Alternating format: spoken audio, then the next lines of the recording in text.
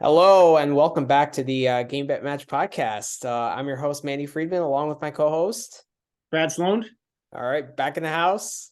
Let's do it. A lot of tennis has been played since we've last seen you guys. Second and third round action has been completed at Roland Garros. Ton of good matches. Tournament is kicking into high gear. We got a lot to talk about, a lot to recap. So let's talk about I guess first in the second round, what kind of caught your eye, Brad? Yeah, I mean, I was looking at what happened now. It's been so long ago. I just can't remember what happened in the second I round. know. You go first because I don't know if you have anything that caught your eye that was like especially important. Um, I think it would be easier for us to start with the third round since it's like kind of more recent in our memory. So I just want to, Well, I guess I'll start with. I guess I'll start at the top. I'll start with the second okay. round. Okay. Well, let's start with second round. I was looking at the Alcaraz Taro Daniel stats. Okay. And Alcaraz actually won. Like Taro Daniel won a set 6-3, winning 5 return points. Wow. Which tells you like how on fire Alcaraz has been. Like Taro Daniel won like 5 out of 28 points on return that set. Alcaraz won like 11 out of 33. So like Alcaraz actually like statistically outplayed Taro Daniel, losing a set 6-3. I think he's been very strong coming out of the gates. Like in all the matches, he's really come out firing, and then he has like a dip in the second set. I think that's Alcaraz every match. I don't think that's just here. Like he mentally kind of has, he mentally. I don't know if it's bad tactics or if it's like he mentally falls asleep, but he does. Like it feels like every match he has like some sort of dip. Even like the whole clay season, this is true. Well, it's just when you play with his kind of level of intensity and like it's just like shot making and like there's going to be a dip. Like he goes for it, and he's always going for it. right? And so I think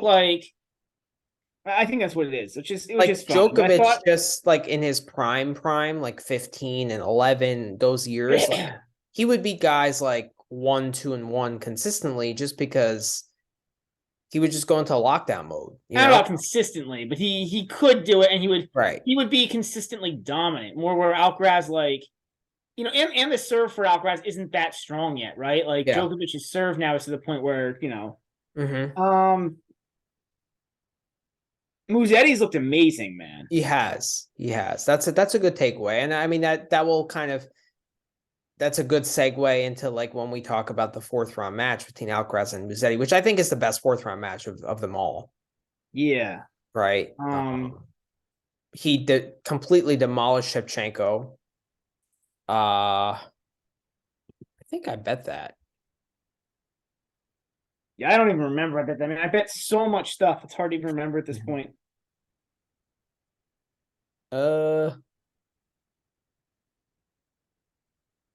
No, I think I actually stayed away there because I thought Shevchenko, like, he was doing well and I think I stayed away just was a big spread. It was a big spread, and also, like, I didn't fully trust Musetti at that point, to be honest. Like, yeah, it's been really good.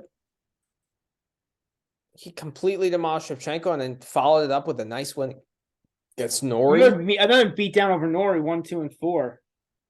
Yeah, I mean, he's lost the least games of anyone in the tournament. Yeah, well, I mean, when you lose, yeah. Wow, he's lost. Well, I guess Alcaraz lost a set to Taro, so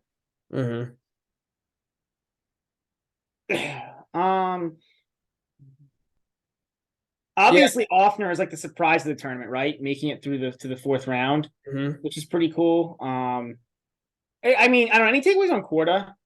I don't know. I'm waiting to see what he's like on the grass because I mean he was basically I don't think he's played enough, and like it's just a recovery. Coming. It's unfortunate that wrist injury because it really set him back. It really set him back because we thought he was in for a great year, right? Yeah, I mean he was playing great. He played great in Australia. I mean he played. Yeah. He beat Joe, or he didn't beat Joe, but he played Djokovic really tough. Had some big wins in the Australian, Australia New Zealand section of the year. But yeah, then he obviously got hurt and hasn't been, anywhere near the same since. Did you bet the Offner money line against Korda? Oh, I don't even remember. I think I played something for Offner, but I don't know if I played the money line. I don't remember. I'm trying to look and see what I played there. Yeah, I did play that money line. It's just like Korda didn't have enough quality wins to. I mean, he barely had any wins. I think his only win was actually against McDonald in the previous round. So, I did play Offner money line plus 165 and hit that. So that's nice. Yeah, I stayed away from nice that. win. I wasn't confident there. Yeah. I mean, I think my best win of the second round was probably that Greek Sport Hubie match. I think you. I was so pissed. I had a 12-1 from to go to a final set tiebreak. Oh, that was actually a terrific bet. Terrific bet.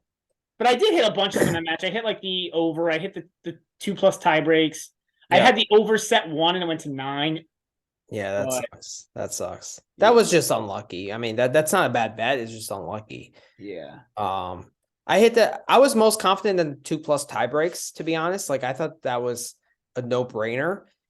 For me to hit like a match to go to a final set tiebreak for anyone, I need at least 20-1. It's just so unlikely. Yeah, it just felt like two pretty even players. Like, it felt like if it got to a 5th set, it was like 50-50 would go to a tiebreak. I mean, it feels like any Hubie match seems like it's bound to go almost there, right? Like, yeah, that's why like 12-1. Like, I was thinking, hey, if it's like, like if it gets to, I don't know, if it gets there, like if it gets to like a 5th set, like 25% of the time, I'm probably good for a tiebreak. But you're right, and also in 5th sets, I feel like as guys like get more tired, which they start to do in 5th sets, like all you need is one guy to get more fatigued, and you're not going to hit that. Like, well, yeah, that's what I'm saying. Like, one or both guys tire, and it's not necessarily good if both guys tire because then there's more breaks, right? Like, you want snappy, quick holds to get to tie breaks, right? Especially on clay. So maybe not. 12-1 is just like I don't think that there's enough value on it. I mean, if you're gonna play it, like it would have been Hubie versus match. Not just Hubie, that's the right match to play it at, but just like with all the variants and stuff and like what can happen in each set. I mean, you got wicked close, but like it's good bets, but our Argentinian tennis mates over a couple. I guess transitioning to the next subject. Yeah, Argentinian tennis has made a little bit of a recovery here. We've got Rune-Cerundolo in the round of 16. Mm-hmm. We got Schwartzman into round 3. He got smacked, but we got Schwartzman into round 3. Yeah. We got I think Baez had a little bit of a run. Right, he won a match. Made no Baez run. He lost to Monfils in the first round. Oh, that's right. He choked that away. He choked that away. Yeah. No run for Baez. Yeah, you're right. No run for Baez. For some reason, I thought it was a second rounder. Yeah, it's mainly Echeverry and I mean, I guess Schwartzman you can include in there because like a slight resurgence. And who was it? Schwartzman, Etch, and Cerundolo. Cerundolo. Yeah. And Tarante didn't. No, Tarante. Yeah, Tarante. Oliveri won a couple matches. Tarante won a match. Oliveri also made third. Oliveri won a couple matches. Like that's pretty good for Argentinian tennis. Like it is good. It is good. Yeah, it's, my one buddy's Argentinian. He was pretty pumped up all week. That's funny. Well, I mean, they love he loves tennis and he loves the Argentinian tennis, and it's not like they have like. I guess it's not that dissimilar to American tennis, but it's like American tennis is a little bit better. It's a lot deeper. Whereas the Argentinians, like, they're done now for 3 months. They just go hibernate because they're not 3 months, maybe 2 months. It's just clay. Yeah. Right. In Argentina, they farm on the grass. They don't play tennis on it. Yeah. My Djokovic to lead 2-0 after 2 games against Fucsovics won at plus 160. That's awesome. Yeah, that's awesome. I love that bet. I don't know. I know you hate that bet, but I just find that usually the value on it's not great, to be honest. We'll talk about it a little bit. I'm sure we'll talk about it more later. I'm guessing we will. I mean, Alcaraz started, I think, 2-0 against all 3 of his first round opponents. If you bet that against Alcaraz might not be a bad guy to do it on because he seems to come out like maybe a little stronger than a lot of guys. but I don't know. And we'll talk about that. Yeah, I mean, yeah, it's interesting. I have some things to say about Djokovic, but I'm sure we'll talk about him later. We'll talk about it. I mean, and then bottom half of second round. I mean, let's see if there are any kind of like takeaways we can do there. Hey, Varillas came back. Oh yeah, twice from 2 sets down. Yep, impressive. Now, to be fair, Shang gassed out because Shang just doesn't have the capacity yet to go 5 sets. And he did against RBA, right? RBA, I heard, got hurt. I don't know if that's true. I didn't see that match, so yeah. That's what I heard. I didn't see. I heard that RBA got hurt and wasn't moving too well in the 5th set. But I mean, still, this is an amazing run for another South American guy. I mean, impressive win against Hubie, to be honest. Like to come back, he was up 2 sets to 1, right? In that match. Yeah. But still, he lost the first set to come back from that, to have the stamina after 2 5-setters. Like, I'm not impressed by the stamina. I'm more impressed by the hanging in there, staying with it, and Okay. Yeah. Because the first 2 5-setters this is amazing. Like they barely went over 40 games. So 42 games in the first round, 40 games in the second round. Right. So they were basically like average 4-setters. Yeah, true. Like, yeah. That was my bet at the tournament. We talked about on the last pod, but I live bet Varillas at plus 425 against Shang down 2 sets. And I bet against RBA at like plus 190 down 2 sets. That's amazing. That's really good. So yeah. I've had good success. He's one guy, and I bet the over on him against Hurkacz. So Varillas has been like my guy. Hurkacz, you just bet every over. Like, I don't like. There's nothing that proves to me that you shouldn't do that. It doesn't even matter if it's like 40. The only thing is like the numbers were always scary. You see like over and unders of like 40. No. At this point, I don't even care. It could be 41, and I'll still hammer it. Like, what tells me that it's not going to happen? Yeah, it's amazing how he plays every match over. It's amazing. And like you check, to his tennis abstract, like Hurkacz, like every match has a tie break. Every match goes at least, 3 in a best of 3 set match, or at least 4 minimum. It feels, he's just not good enough to win in straight sets. And like fitness doesn't really seem to be an issue because his game is not that physical, right? It's just like he's just pushing the ball back. So it never seems like he really gets tired. It's remarkable. It's remarkable. Moving down the draw, I want to talk about a guy who we probably wouldn't normally talk about on clay, but Kokkinakis had a really good week. And I feel like his game on clay has really improved. Like, I'm not saying he's a top 20 player on clay, but like, I don't know. He won 3 matches in Rome. Granted, 2 of them were qualifiers, but like, and one was a retirement. But like, I don't know. He had a respectable run here. I really think with like a lot of those guys who kind of have talent but are not known to be clay court players, it's about discipline. And if they kind of come out and play disciplined points and like don't kind of try to hit winners off the first or second ball, like they're good enough to have some success. Like, saw that from Popperin in Rome. Like kind of similar kind of player. And that's what it's about. And like Kokkinakis is a fighter, I would say, but he's a choker. So like when we talk about those, I don't know. I think he's like an average fighter and a pretty good choker. Okay. All right. But like, I mean, he should have forced Kachanov into 5 sets, but he kind of choked that 4th set away. Did he have a lead? Yeah, he was up a break. He served for it. Yeah. Got broken. And then lost in the tiebreak. He was actually up 3-1 in the 4th set tiebreak. Talk about like kind of unimpressive runs, Kachanov. Like he's been advancing, but he's been advancing like it's never really been in like real danger. Yeah, but it hasn't been like very pretty. Like he dropped 2 sets to Leshen, but Leshen just gassed out. I mean, he beat ugly run. It's been an ugly run, to be honest. I forgot about the Leshen match. The Leshen match was just like, I mean, somehow he lost 6-3, 6-1 the first two sets to Les Jen. Yeah. And I think he was in trouble, except Les Jen just completely gassed out. Mm-hmm. Like, he was stalling like crazy, Yeah. like taking long Yeah. bathroom breaks, like he was just done after two. And like I guess it makes sense. He's been hurt. Like I don't know, but it's Right. yeah. And he still fell behind in the fifth. And had to come back. I mean, Yeah. he was never down a break, but he was up a break and he got broken back and was actually down 3-2. Mm-hmm. And then like the one I thought he beat Kokkinakis worse than that. Like I think in the end I pushed on the games because I bet the games and I pushed, so it wasn't as bad as it could have What, been. you bet 5? Yeah. I bet Yeah. 5.5 and I lost. Yeah. I was pissed. But But yeah. I didn't think it'd be that tough.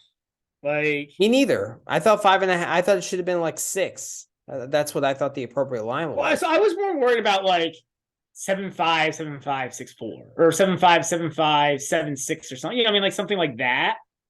Like 3 close sets, or but like the thing with like Kokkinakis is like when he plays badly, or like when he's, he just starts spraying balls and can lose easily. At least yeah. I'm surprised at like. you know? So I'm gonna get the stats from that match. Kokkinakis somehow got 3 breaks on Kachanov. Mhm. Um, But Kachanov is actually not that great of a server. he's decent. He's like, decent, but he's like average has above like average. having this big game, but I don't think he doesn't serve that big. No, honestly, he just Like has a really guy good ground that strokes. size. Hmm? He just has really good ground strokes. He's a pretty smart player. I honestly think the biggest edge for him is like almost is his physicality. Because you know that the guy's never going to break down. Yeah, I right? think he's more like, I also think he's like sneaky smart player. Like he doesn't have much variety, but like he doesn't do too much stupid stuff. He doesn't like He's solid. He's solid. Yeah. He makes balls, he's solid, but like the physicality probably gets to opponents because like he never dips in terms of Yeah. physicality, right? So I think that's a big he's just big so part of his one-dimensional. game. We've talked about it so much, but like So but he's sneaky one-dimensional. good. He's sneaky good. I mean, I think he's made 2 semis in a row now, and he's got a chance to make a quarter, a good chance. I mean, theoretically, he's still in the tournament, he could theoretically still win the tournament. But best of 5 helps him. What? Best of 5 helps him. It does. It does. Yeah, my 100-1 futures there is still alive. So it's been an ugly run for the futures, but it's still alive. And like the other thing that's nice about betting Kachanov is that like I feel like with him, like matches are pretty independent. Mm-hmm. So if he plays poorly, it's not going to affect him 2 days later. Well, he's pretty strong mentally, and then physically, it's not an issue, right? Like it's not going to be an issue because he's just a beast. So like I totally agree with that, and that's always comforting to know when like you're betting a futures on a guy, So it's a good thing. Let's talk about Sinner and Altmaier. I want to get your take on that match. I mean, Sinner gassed out. Altmaier played decent. Sinner gassed out. I mean, I think that the biggest thing on that is that Sinner it's just again the physicality with Sinner is my biggest thing. I know you'll want to talk about the Altmaier matchup, yada yada.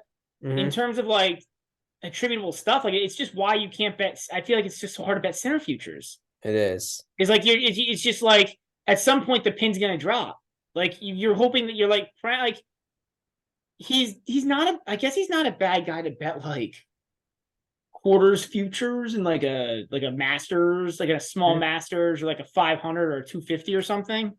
Right. But like anything that requires him to like play like 4 good matches in a row, like. But it's really surprising to see him lose to Altmaier.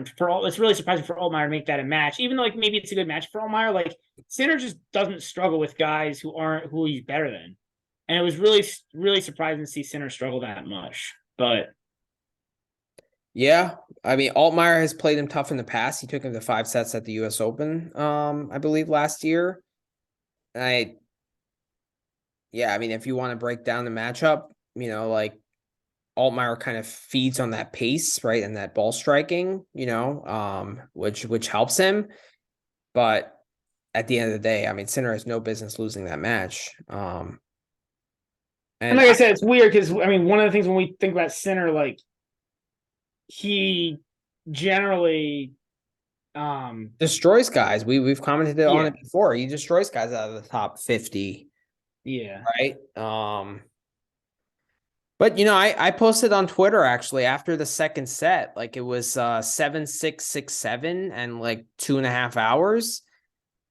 Like Yeah. it's like, why don't you take a chance on Altmaier money line? At that time, like I didn't think it was going to hit. I mean, it's plus What was the money line there at the end of two it was plus sets? 400, 450, Yeah, it's something pretty like good. that. That's pretty good. Something like that. I think I hit it at like when it was in the second set tiebreak.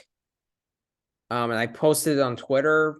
People were asking about live bets and stuff. So I was like, I was like, it's worth a chance just because of Sinner's physicality issues and the fact Yeah. that they played 2 sets, 2.5 hours, like, Yeah. and especially I was like, oh crap, this is not going to pan out, especially after the 6-1 third set. But then like Altmaier just kept fighting. I think he had a 3-love lead in the fourth. Sinner obviously broke back. It went to a tiebreak. But Well, like Sinner had match point in the fourth, didn't right, he? he did. And actually, he got really. I mean, Altmaier got. He got tight in the fifth. No, it wasn't that. It was more like I was going to talk about like Altmaier got. I mean, Sinner should have put the overhead away, but Altmaier did get lucky on the net clipper. I think it was down match point. He hit that net clipper. Was that in the fourth? I think it was in the fourth. Yeah, I think it was. I must say, I did not see that. Yeah. Yeah. And then Altmaier got smoked by Dimitrov. That was a good bet from you. Oh, I was all over that. So that spread was 3.5, or no, I'm sorry, not 3.5, 5.5. I thought it should have been more like 7.5 or 8. Probably more like 8.5. I'm just always worried with Dimitrov, man. Like I took it minus a set and a half, but I'm just always worried that Dimitrov is gonna like. Yeah, but Dimitrov has actually quietly been really good recently. The last finals in Geneva. Like I used to find recently, like the last month or two, yeah. Finals in the Geneva, and then like he smoked guys. He beat Rune-Cerundolo in straight sets, which I expected to be a complicated match. He had an easy win in the first round. Like he's been pretty decent. Yeah, I mean, I don't know. Like, I guess it usually takes me a long time to turn my mind on a guy like Dimitrov. Even against Altmaier, who's like for him to blow out Altmaier battles pretty well. I thought like 5 was an appropriate spread. I took the set, like I said, I laid the set and a half. So I mean, obviously you were right, but yeah, I probably should have taken into account more the 6-hour match 2 days before. Like that's huge. And like Altmaier is not like Wawrinka, for example, who can hit through the court and is like a bull. Yeah. He's a guy that's kind of slimmer and relies on movement. So that 6 hours is going to take a toll out of that guy. Yeah. So like combining that Dimitrov is just a better tennis player. I know he's erratic. I know all the things, he's tough to bet and stuff. Like he has dips and stuff. I get that all. But like he's a better tennis player. There's no denying that. Plus the 6-hour match. Like plus, I think the matchup in general, Altmaier would prefer playing Sinner than Dimitrov, just because like against Dimitrov, he's going to throw in some slice. He's going to kind of maneuver the ball around the court. Like Altmaier is going to have to create his pace, where against Sinner, he's just counterpunching. Yeah, I don't know. I think that's a little bit of a strong statement to say. I get your point about the styles. To say he'd rather play Sinner than Dimitrov feels a little strong. Like Sinner's just so much better at tennis. And like Dimitrov, you could get lucky. You could be erratic that day and go, you know what I mean, and be in like a weird mode. Fair. Yeah. I guess moving back to the top half, Sonego beating Rublev, man. What a performance. Wow. What a performance. Down. That was excellent from Sonego. Yeah. The guy fights. Yeah, I mean, he's not one of those emotional Italian players, Yeah, I mean, he's hard to put away because, like, once he gets some momentum with his talented shot making abilities, like it's he can get really dangerous. Yeah, he's very talented. So, like you can't really give him momentum. Which I was looking at the lines for the fourth round match against Kachanov, and like it's tough for me to pick a line because like I don't know, is Sonego going to catch? I've got some thoughts on that match. I think when we get into that match, I've got some thoughts. Yeah, I'm interested to hear what your thoughts are because I didn't hit anything yet. I was kind of waiting to see what you have to say. Maybe you can talk me into something, but like it was kind of like I was struggling to pick something. Yeah. So, but yeah, great performance. I'm 2-0 against a top 10 player like Rublev. I mean, like, yeah, it's just, you know, who's been playing pretty well. This a pretty good play season. Yeah. Yeah. Yeah, another guy out of that bottom, or I guess he's the top half of the draw. But yeah, I don't know if that's good for me or not because I had a 25-1 future on Rublev to make the final, which like it makes my 100-1 on Kachanov slightly better. But I think I'd rather like the problem, honestly, though, is like if Djokovic is in there, like it just really sucks because like I need Djokovic to like magically get like deathly ill, which is never gonna happen because he lives in like a bubble. Because Rublev and Kachanov, neither one of those beating Djokovic. And Djokovic, I really needed Hubie to win because I needed that match. I needed him to be Djokovic Hubie because Djokovic isn't. He's not losing to Hubie either, but the chances of him, he's not losing to Hubie either, but the chances he could lose to Hubie. Hubie could serve amazing. Hubie's a good enough server. Hubie could serve lights out and win like 7-6, 2-6, 7-6, 7-6. Like it could happen. On grass, I give it to you. On clay, I don't. I'm not saying it'd be likely. I'm saying like Hubie at like plus 2,000 or plus something above like more than 10-1 might be like a legitimate look. Varillas, I don't even know if Varillas is a look at like 50-1. Like Varillas has no shot. We'll talk about that. We'll talk about that match. You want to get into it now? What? You want to get into it now? Nah, we'll wait until we preview the matches. The joke. I'm talking about Djokovic-Fokina. Oh yeah, we know about Djokovic-Fokina now. Yeah. So that was the match of the tournament so far. Amazing tennis. Unfortunately, Fokina went into Fokina mode every time was an important point. Yeah, exactly. I did make it. That was the one where I made some money though, because I think I live bet twice that Fokina would get broken back right after he broke Djokovic to take a lead. It's like automatic. Hubie overs and what you just said are the two most automatic tennis bets like there are right now. Yeah. Like if anyone wants to make some money, that's where you do it. Yeah. Like it's just amazing. That guy just like it's just amazing how Fokina just like he plays every set tight. Because if he gets a lead, he gives it back. And if he falls behind, he gets it back. It's just like it's crazy. I mean, it happened 3 times. Like it's just insane. And the guy plays so much better when he's down than when he's up. And it's really like frustrating. Because it's also frustrating because like so yeah, we can talk about it in like in a basic sense of like it's it's not a good way to win matches and like it's something that it would behoove him to improve upon. But like it's also a problem in slams because like or even in any tournaments because like every match from takes way too long. And so it wears him down. Because like he never puts anybody away. So when he does win, it's like a brutal affair. But now, like his tennis, like his actual tennis is really good. Like I think his actual tennis is on par with Djokovic. His physical tennis. Yeah, is definitely top 10. I would say now. Absolutely, 100%. And I think his physical tennis has gotten so good that to the point where he's able to win matches more easily. Like he beat Van Asch convincingly, right? Didn't Van Asch have 2 set points and give away 2 set points? Like he kind of choked away one of the sets, but he still came back and won in straight sets. Like but like that easily could have gone 4. Fees went 4 and like and honestly Fees 4, but Fees is talented. 5. Fees kind of went away in the 4th. Like and I get it, Fees is talented, but like I don't know that I would give ADF that narrative yet. He still is like in regular best of 3, he's still one of my favorite over 12.5 guys. I would agree with that, but I think he's getting to the point where his physical tennis is really, really strong.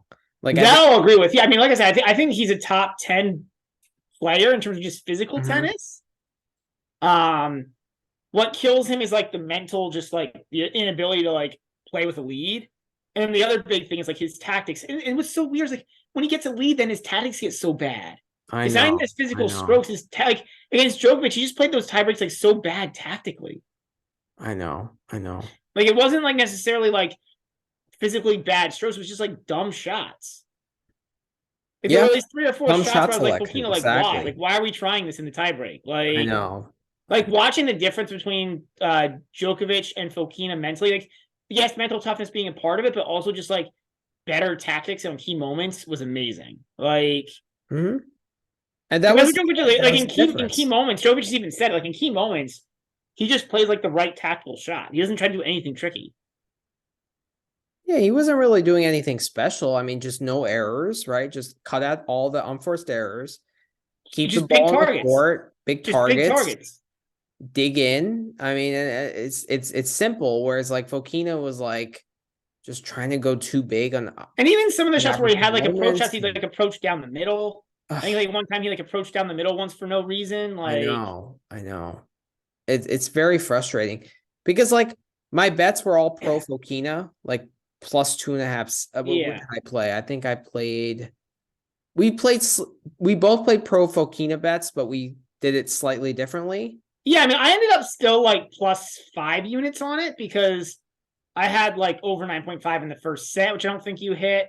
I had No, I did not hit that. That I hit. hit the Yeah. live bets. I hit I don't know, What I hit live a bets bunch did of you hit things. there? What? What live bets did you hear? The Fokina get broken back. Oh After yeah. taking I made like 3 units on that because those are like always I plus was at money, so it's work, so I great. couldn't hit on Yeah. that. But yeah. I hit the I think the only one I hit on was a +7.5.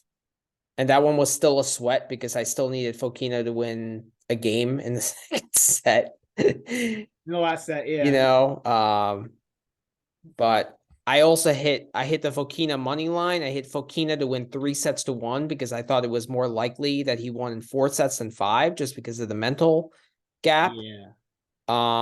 And I think I hit Fokina plus 1.5 sets, which looking back was a good bet considering that both the first and second sets he probably should have won. If you think back at that, Yeah. right? Man, this is hilarious. The French Open things are the French Open, like so I'm looking at the stats from the match. I was looking at the set one Mm-hmm. stats. Their insights are in a battle of aces. Djokovic prevails over Fokina to win set one. How many aces were hit in the first set? Probably very few. 3. Fokina hit 2 and Djokovic hit 1. I mean, I just gotta hit like the French Open website is the worst website of the slams. It's really bad. It's really Like bad. I mean, the design is crappy, and then like it also is just missing a lot of functionality. Like other tournaments have some stats on the website. Like this Mhm. it has. I mean, thank God at least it shows you live scores because it barely does that. Yeah.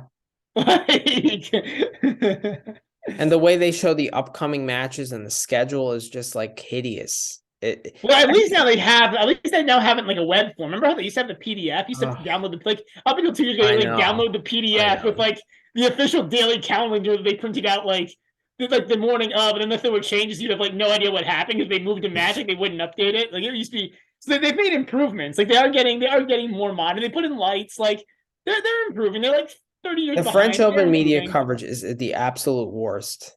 Yeah. It's so bad. Yeah. And like when you want to stream these matches on Tennis Channel Plus on the outer courts, like there's literally a game delay. So Yeah. if you want a It's live bet, it's impossible because like the game already happened. yeah. Yeah. It's horrendous. It's so funny. I was watching actually a live stream off the Tennis Channel Plus, and I was so angry because I found one on the internet because I'm too cheap to buy Tennis Channel Plus for 1 week. Um, like well, I'll group in with you on the ATP account. That's fine, because I get value out of that. Like I'm not buying like this 1 week of Tennis Channel Plus. It's just garbage. Well, Tennis TV actually doesn't have much of a delay. It might be like a 1 or 2 point delay, but No, that's which is fine. Like understood. I can deal with Yeah. the 30-second Right. delay. Well, I'm going with this. I was so frustrated because I was looking for these streams on the internet. And I couldn't figure out why they were always so far behind. I was so mad. Yeah. And then I realized you were like, no, but you were like, oh, like they're always a game behind. I was like, oh shit, like all my streams are Tennis Channel Plus. And like the streams aren't behind. Tennis Channel Plus is behind. It's terrible because there's so many matches going on at once. So you're watching one match on Tennis Channel Plus. And I'm watching you're checking- scoreboards trying to figure out what match I want to watch. I agree with you. Right, And then exactly. But then I know what's happening on the match I'm watching currently. So it's like, yeah.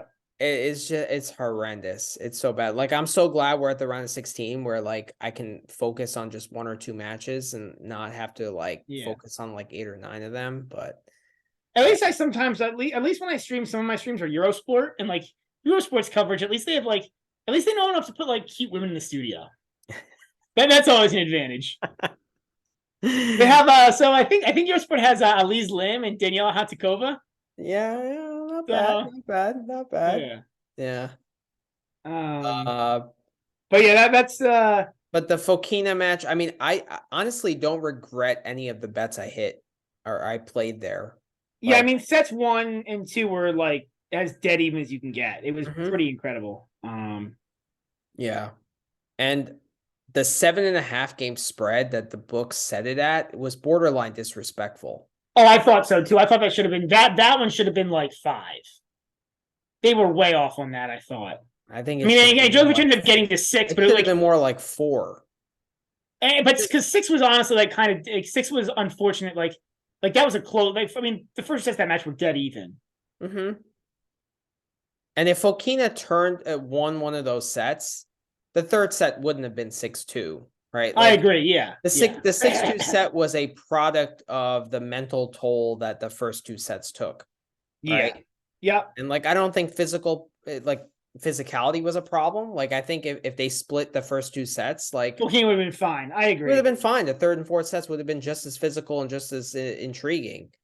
So like for me, like I turned that match off after the second set because it was just so sad. I did too. I was like this, and he wasn't coming after 2 sets down. Like that was it mentally. Like that was it. He climbed the hill twice, and that was it. Like and it was funny because like you asked me after the first set, like who has the physical edge or like is it fit? I'm like, it doesn't matter because like Fokina is not going to even get to that point because he's so much weaker mentally. It was honestly, I agree with you. It was more of just a question. It was just an interesting question to kick around of like, theoretically, if Fokina would win the second and somehow like squeeze it to a fifth, like, it was more so like Fokina is really fit. Like he's a really good athlete. He's really like, like it's just mental. It's just mental. It is. It really. You mentioned this, and I agree. It was a reminder. It was reminiscent of the Nadal Zverev match. It was last year's semi. Totally. A little different. That like Fokina's a little more like fun, athletic, like a little more like I don't know. Hits a little more like crazy, hits a little more like crazy, interesting shots. But I feel like Zverev is a little more like I don't know, like boring. Potatoes. Yeah. I would agree with that. But the mental gap is so massive that like. There were points where I thought ADF outplayed Djokovic, and there were points in that semi that I thought Zverev outplayed Nadal. Right? Yeah. Oh, yeah, for sure. The mental gap was just so massive that it doesn't matter at the end. Yeah, it's crazy. It's crazy. I guess transitioning to another player who has had a really good first week, another guy who I have futures on. We both have this in different ways. Cerundolo. I've got 80 to 1 on him to make the fourth round, and he beat Hoffman in straights 3-3 and 4, which I thought was a really good win, given how good Hoffman had been on clay. And then we both had the money line on this today. He came back from a set down to beat Fritz. So I hammered the money line. I put 4 units on it. I was just like, how the hell is he underdog here? He was a slight dog. What'd you get him at, like plus 110? I think I found a book that offered him a plus 115, but like, somewhere in that range. So small dog. Small dog. I thought he should have been minus 130. Okay, we're on the same page. I was going to say the books weren't. I didn't think they were that far off. I agree. I thought it should have been like as a juice line, it should have been like minus 130. I agree. They were probably like 40 cents off. Yeah, right. we're on the same page there. Yeah. I also think it's a good matchup for Cerundolo. In addition to Cerundolo, I think Cerundolo's a better clay court player. Like, definitely. Fritz had a really good run at Monte Carlo, but after that, like, I don't know, nothing special. Like, no. Better clay court player. I think the matchup suits him because, like, Cerundolo, as you said, like, we watched that match against Sinner in Rome. Like, he likes feeding off power and good ball striking. That's all Sinner has. Yeah. Right? So that's perfect for Cerundolo. Better clay court player, as you said. Slightly better movement on clay. Yeah, I mean, I just didn't see many reasons why to back Fritz there. I didn't see how you could back Fritz. No.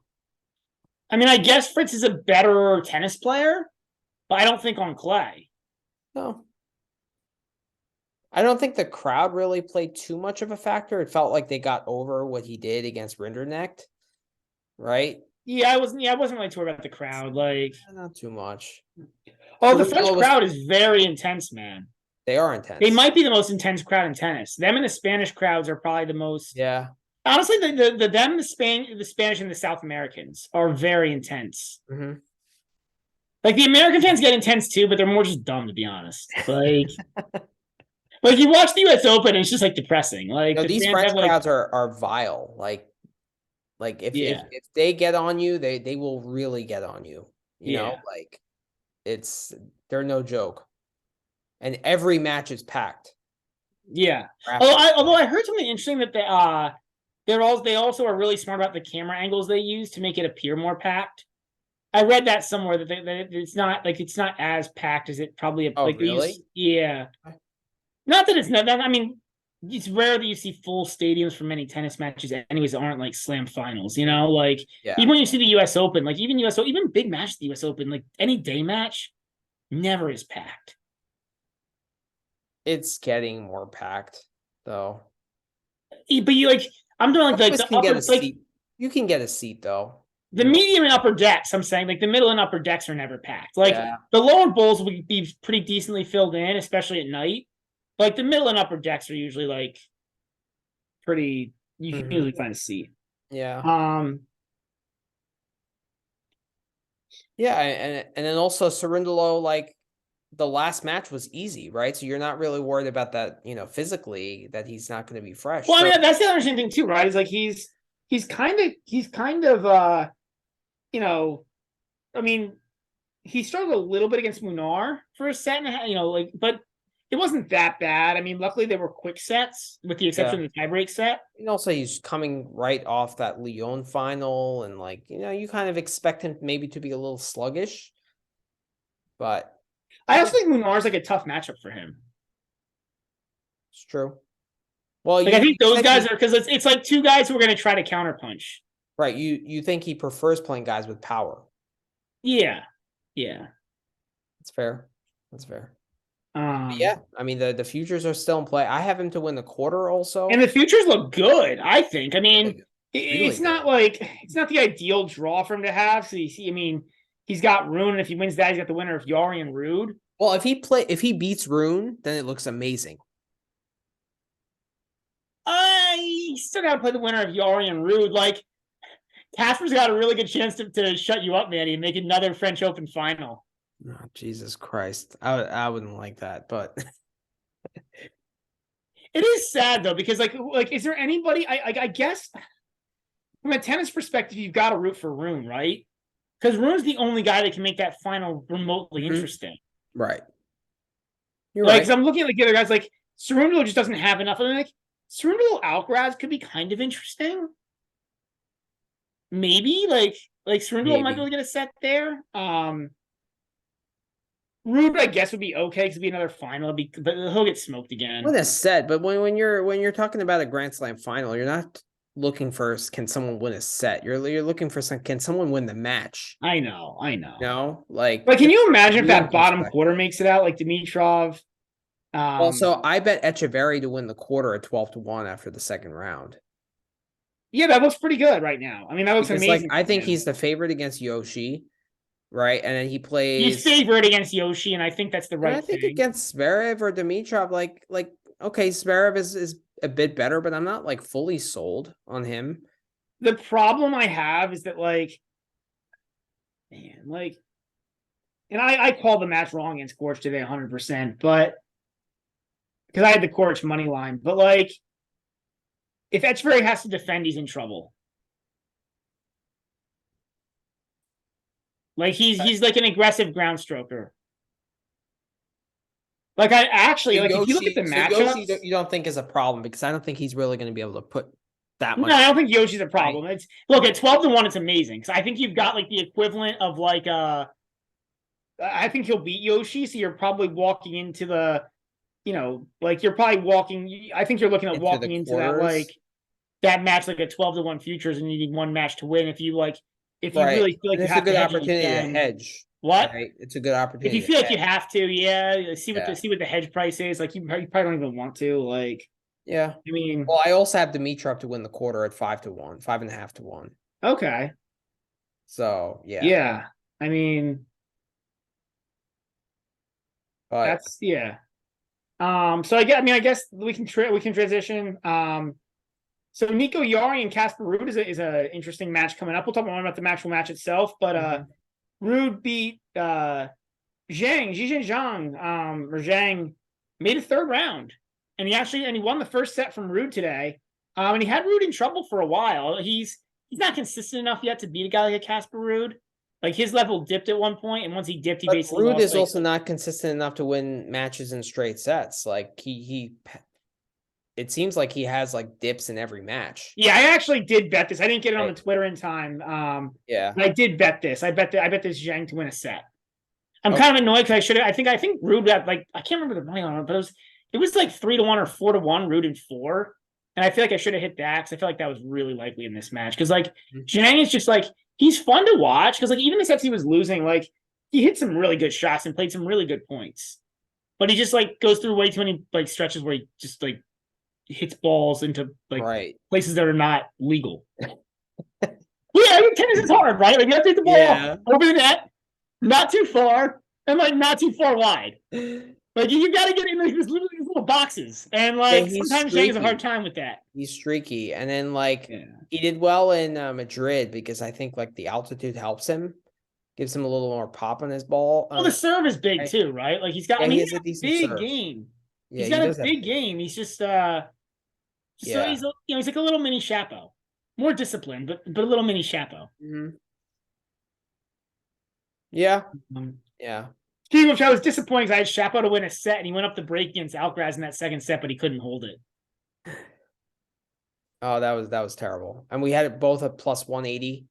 Yeah, I mean, I don't know. I don't regret that bet too much. I thought like I don't know to win a set. Like I don't regret it, but like it's just he got so outplayed. Like the level is so different. Like, and I thought Chapo was up 4-2. He was up a break in 4-2. Like he had like I don't know. The second set it looked like he was second set yes, but like the rest of the match, like it was just that like 3-game stretch. Like the rest of the match, he got so outplayed. I know it wasn't even close. I know, and it's just like I thought Chapo was like talented where he could kind of.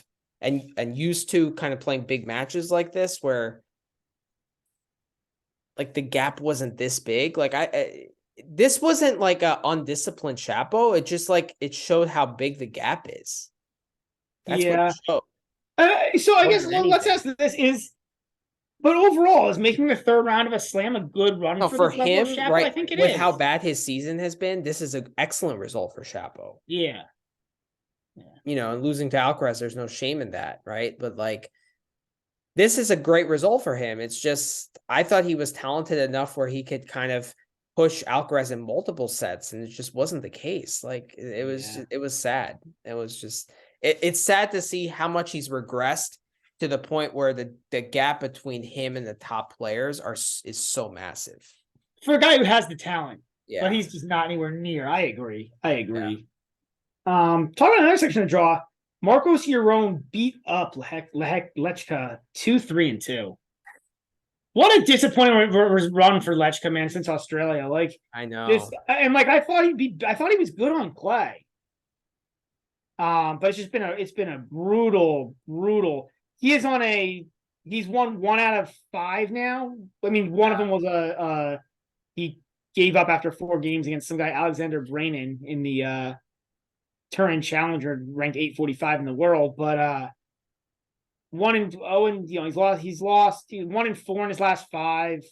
What do you think the problem is? Do you think it's just lack of I have discipline? Do you no think it's idea. more? I really don't know. Like, I don't know.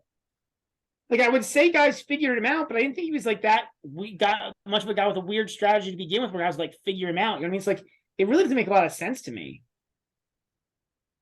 I mean, maybe he's just I don't know. Like, I really don't know. Maybe it's like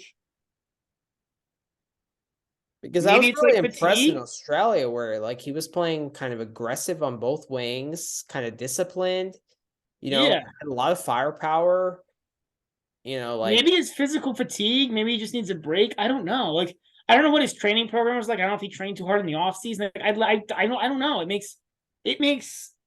It's really dumbfounding because like I mean I'm looking at like his tennis abstract, but like that aside, it's just been so bad. yeah. Like he beat Dimitrov in Monte Carlo, and other than that, nothing. Like Hmm. And we all thought clay was his best surface. yeah, I mean, I expected like I mean, I guess like he won 2 matches in Monte Carlo, 2 in Banja Luka, but it's just the past month has been really bad. To go out first round of Madrid and Rome in 96 player. Well, I guess it was, second round of both got a seed, but it's more the way he's lost, right? To lose to Shevchenko 1-1, to lose to your own 2-3-2. Like I think that's more what it is. Yeah, it's not the losing, it's the way he's losing. Yeah. It's Yeah. I mean, also we don't know if something mentally is going wrong, like off the court. Like it feels like I feel like that. I feel like it's one of those. It's either there's an injury that he's not talking about, yeah. because he wants to keep collecting paychecks because obviously he's just starting up and doesn't want to lose paychecks and points. I feel like it's either that or it's something going on, it's something mentally off the court. I think those are the two things because like it's been like a significant and like some of these matches, like even I go back to the Rublev match and was it Rublev in Indian Wells where he got destroyed and looked like he didn't want to be there, or Rublev in Miami maybe. He got smacked by Rublev at one point. Indian Wells, he got smacked by Rublev 4-2, yeah. and looked like he didn't want to be there. Like, or just the intensity. He got really out intense by Rublev, which was weird because all Australia we were commenting, oh, he's so intense, he's so mentally tough. Yeah. He just like zones in and that's it, yada yada. And then like And then even against Fritz in Monte Carlo, like I think they split first 2 sets and then he went away well, totally.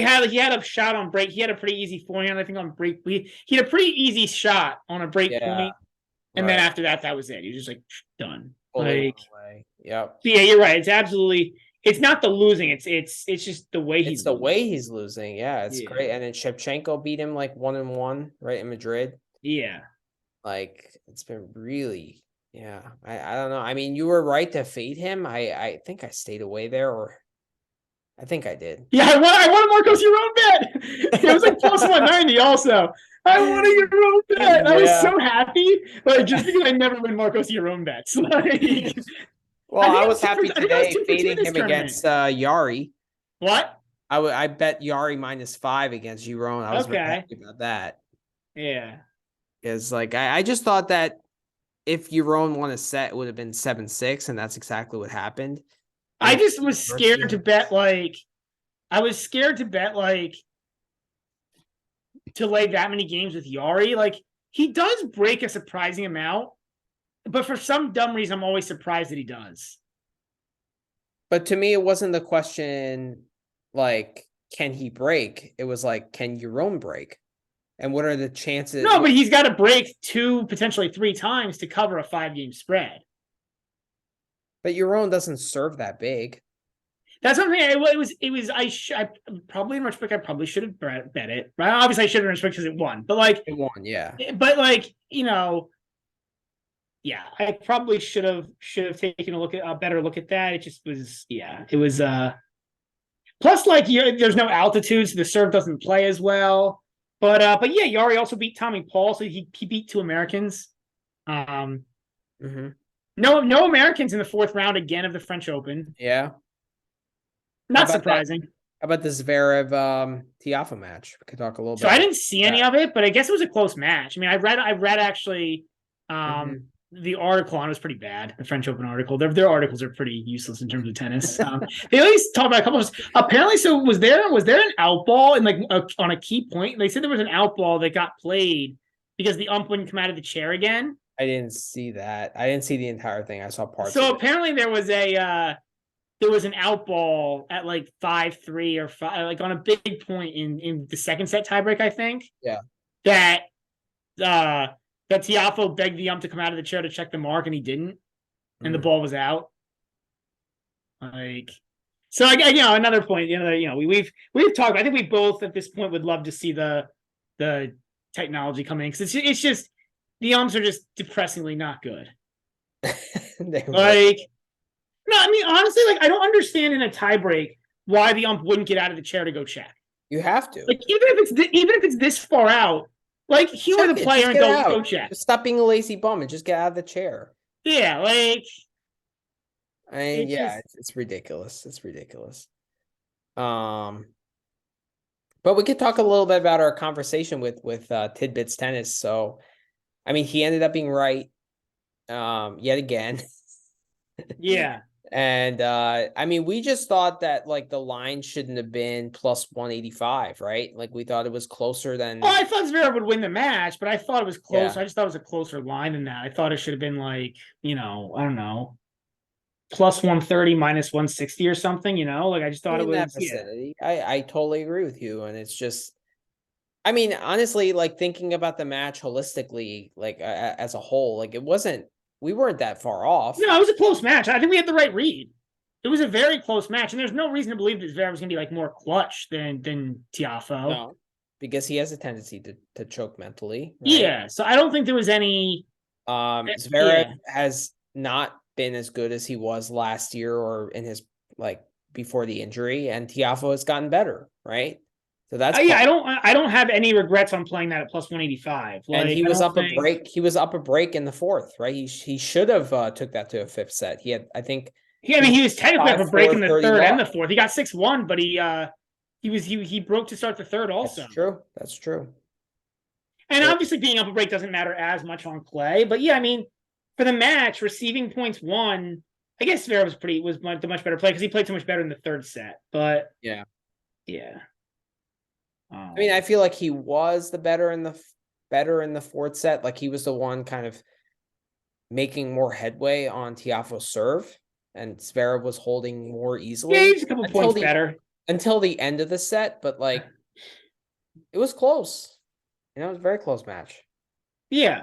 So no, Zverev was the better player, but and I guess the surface does matter, but. Yeah, you do. I don't know. Whenever I see someone being like a plus 225 favorite, I want to see some good wins. Yeah. I gotta see. Here's a good win for Zverev. I mean, I think this is a good win. I think this is the best one he's had since his injury. Probably, yeah. I mean, what was his best one otherwise? Like Sonego? Like if you look at his wins list, it's really bad. Yeah. Yeah, this is probably his best win. I agree with you. And now he look, man, he could make a semi. I mean, this bottom quarter is not strong. He could make a semi. He gets Dimitrov, right? And then play the winner of Echeverry and Nishioka. Yeah, and I think that if he plays Etch, honestly, like he's a substantial favorite there. I think if Etch win, I think that honestly. Ironically, like the guys on the very bottom of that draw, Etch and Nishioka, I think are both praying for Dimitrov. And I think that they're both dreading Zverev. Because I think Zverev's a really bad matchup for either of those guys. Like Zverev is just an aggressive enough player to make Etch move around the court too much to be like Etch will have to play too much defense. And then Nishioka just I don't look, like I think it's more left-handed to draw makers than left-handed to Yoshi. What? I mean, Zverev is a terrible matchup for Yoshi. Because also like that loopy forehand, like will do nothing with Zverev's like good backhand, Yeah, but I guess like I don't know if he can loop the ball to if he can, but the problem is when he loops across court. You're right. That's the problem. He loops across court. Yeah, exactly. So I'm saying if he could loop it to Zverev's back, if he could loop it down up the line, he could create nightmares for Zverev. He could, but yeah, that's not a cross court ball, and it's not cross court. Yeah, No, you're right. It's Yoshi's a really bad matchup, but I think it's a bad matchup for Etch too. Yeah, I guess agree with that. Yeah. I mean, look, like Zverev played another softballer, and Molchan's kind of a softballer, and he beat Molchan up. Took him to bed. Exactly. Yoshi would be exactly the same kind of matchup as Molchan. They're kind of very similar players, actually, to be honest. Yeah. But a decent clay season for TFO. Yeah. Wrapping up a decent clay season. I mean, he won Houston. He won the weekend Houston Challenger, which is still like my favorite tournament ever. The way that tournament played out. I think his entire tournament he did in a weekend. Yeah. I don't think he played his first match until Saturday. Yeah. So it was literally like when they have like little amateur tennis tournaments around here. Like sometimes they'll be like, 2 more guys can play on the weekend. They'll run like 2 rounds a day on the weekends, and like that's literally what that Houston tournament was. It was a pro tournament run like your local club weekend challenge. But yeah, he won Houston. Not great in Madrid or Rome, but he gave Musetti a good match in Rome. What was the score of that match? 3 sets. It was 5-7, 6-4, 6-3 for Musetti.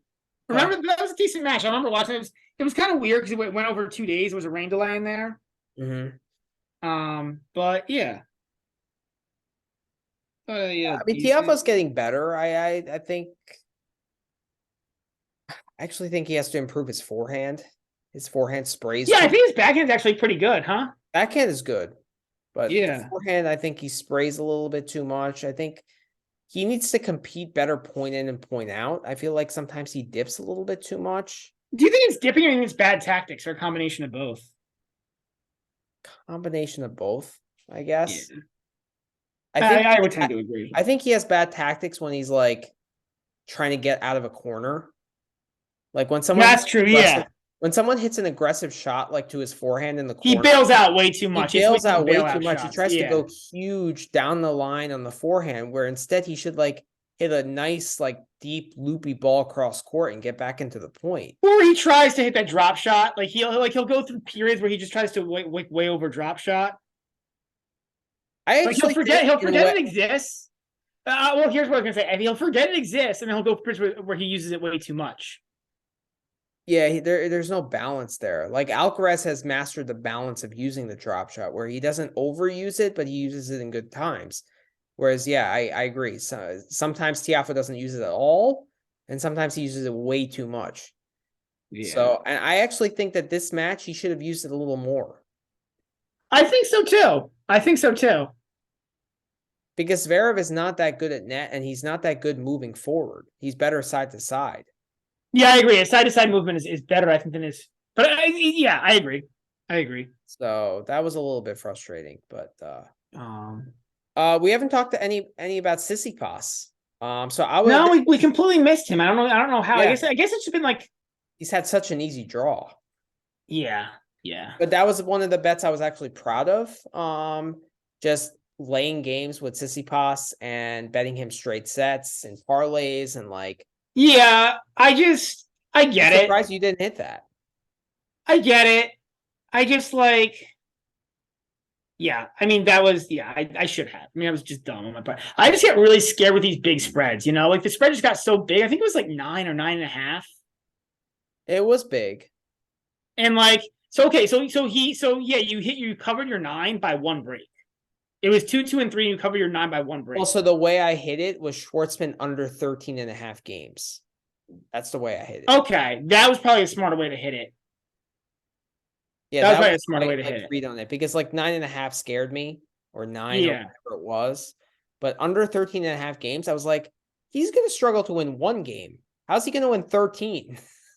Well, the answer would have been if he won a set, then you're in really big trouble, right? Like that was basically like the Schwartzman to win a set line in a more creative way. But yeah, I think even if he wins a set and just pulls out a 6-4 set or something, like that's only 6 games. Yeah, you still got to find 8 games in 3 sets, and it's not necessarily going to happen as it didn't. Yeah, I think you're right. That's probably there's definitely an opportunity missed. Okay. Yeah, I just think that so like Tsitsipas loves like playing guys who can't hit big on both wings and can't pressure his backhand. So I agree. Like I agree with your take. It was just a big spread. Like, yeah, I agree. But like I'm just saying this for the future. Like anytime Steph plays a guy like Nuno Borges, Schwartzman, Alex de Minaur, Baena, yeah, you're right. Like he's just you know what I gonna mean? Like rip these guys. Yoshi, Yeah, Murray, Ymer, Munar, Kachin, like those kind of players. yeah. You gotta lay games with him. You gotta because like how are they gonna penetrate Tsitsipas and prevent him from playing that great attacking game that he has? Yeah. Not gonna be able to do it. And they're just gonna be under pressure every game. You I know, agree. we saw when we went to Cincinnati, like Schwartzman had no answers. And Well, like he just that doesn't, there's right? mistakes, Like, you know. yeah. But the way this tournament is shaping out, I actually think the one guy that can prevent a Alcaraz Djokovic semifinal is Musetti, not Tsitsipas. We'll talk about that more because that's one of the matches for the fourth round. We'll get to that pretty soon. Yeah. Finishing up the recap at the very bottom of the draw. Yoshi makes another fourth rounder of a slam. Yeah, that's true. I forget that he made fourth round of Australia. It's amazing. I don't know how he does it. Like, because he's not like, I mean, this one he got a good draw, right? I mean, he beat Max Purcell, who's, I don't understand how, well, I mean, Max Purcell did well in challengers and got a good draw. Because he drew Thompson in the first round. Nishioka beat JJ Wolf, came from 2 sets back. You know what I will say? Like, Yoshi always fights. Like, he's a little bit whiny, but he always, like, I don't know, he fights. He whines, but he fights. I agree with that. Yeah. Yeah, but yeah, he beat Wolf, Purcell, and Seaboth Wild. Yeah, didn't we lay games against we both laid games and it didn't work out. Yeah, we both laid games with we laid I know we laid I bet the under against Wild. You lay games, but then we lay games in the second round for Yoshi. Yeah, which I think I got there. Barely. I laid it was a backdoor. It was a backdoor cover. Well, not backdoor, like I guess backdoor technically, but like he lost the first set. No, I know. So I'm saying I guess it's technically a backdoor cover, but like in best of fives, like I consider a backdoor cover to be like you're done. Like you laid like 7 in a best of 5 or 8, and the guy lost the first set, and then you need like a miracle. You know what I mean? Like this is a backdoor cover, but it's like I don't know. It's akin to like a football team like coming back from 3 points down in the fourth quarter to win by 7. Like it's not. You know what I mean? It's not like It's not like they were tied going into the fourth quarter and they somehow scored 3 touchdowns in the fourth quarter where you're like, oh my God, it's an unbelievable cover. Okay, like, yeah. You know, like I agree with you. And I was just it was stressful, right? I think it was stressful. You watched more of it than I did. It was definitely a sweat. Yeah. But I don't know. I mean, yeah. And then I was disappointed in obviously Will today. He's up 2 sets to 1, but then Yoshi just I didn't see the end. I'm guessing Yoshi just gassed him out. Yeah, 6-love. Not very good. That's what it sounds like. I didn't see it either. Yeah, I mean, I'm assuming that. Yeah, I don't know, but I thought Seaboth Wild would have done better because he had like the perfect like he had the perfect like pre-match for that in Pella. Yeah. Like if you want somebody to prepare for Yoshi, Pella's a pretty good opponent. But the Yoshi button is back in play, as are the Yoshi GIFs. The Yoshi cover. Yeah. He was definitely better at that last year than this year, but well, he had really struggled. I mean, he had really struggled ever since Australia. He has. And like you could, I guess, with the extra physicality, and like you could see why it wouldn't bother him because, like, you know, he's also his game doesn't seem to be that like high energy because he's kind of like just looping a lot of balls back in play. But I mean, he went on so after Australia. And this is including when he had his first round match in 3 sets over Oscar Ode at Delray Beach. But he went on 3-8 stretch. Yeah, it's not good. Yeah. But then you flip it around, like he did face like good competition. Like the only bad loss was Galan in a challenger, which I always question when these guys who win like the top 50 come play challenge. I feel like it's always got to be a little careful because like they're there to get matches in. They're not necessarily there to like win the event. Not they're not trying, but like if they want to work on something in their game and get a live match to do it, like a challenger is not a bad look at 175. Yeah, now they added the 175 challenger, so it's pretty close to a 250. Yeah, and those draws are usually pretty good, but like they are. But I'm saying like if you want to work on something in your game, or if you want to see how something works, and you want a live match to do it, like a 175 is not a bad choice because they still also have the rule in that you can only count like what is it, like your 5 or 6 best non-masters tournaments if you're eligible, which like top 50 guys are eligible for all the masters. They don't get to count like their 6 best non-masters results. So like, you're like, I don't know, unless you make a final or a semi, you're probably not going to be counting it anyways. Right. For the points. Right. Yeah, I'm interested to see what your take is on the Yoshi match with Echeverry. Yeah, that would be. I haven't seen the line there yet, but I mean, I'm strongly leaning Etch there with the matchup style. But all right, well, I guess anything else to recap on the tournament, Manny? So really, far, I think we covered pretty much everything. Yeah. It was definitely exciting. Third round was excellent, to be honest.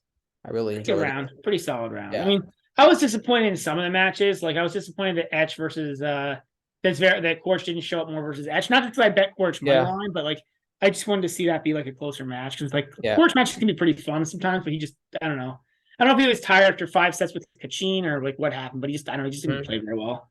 Yeah. Other than that, was pretty good. Cerundolo Fritz was pretty good. Yeah. Especially since her bets cashed. I mean, obviously Djokovic ADF was awesome. Yeah. For a straight set match, that was incredible.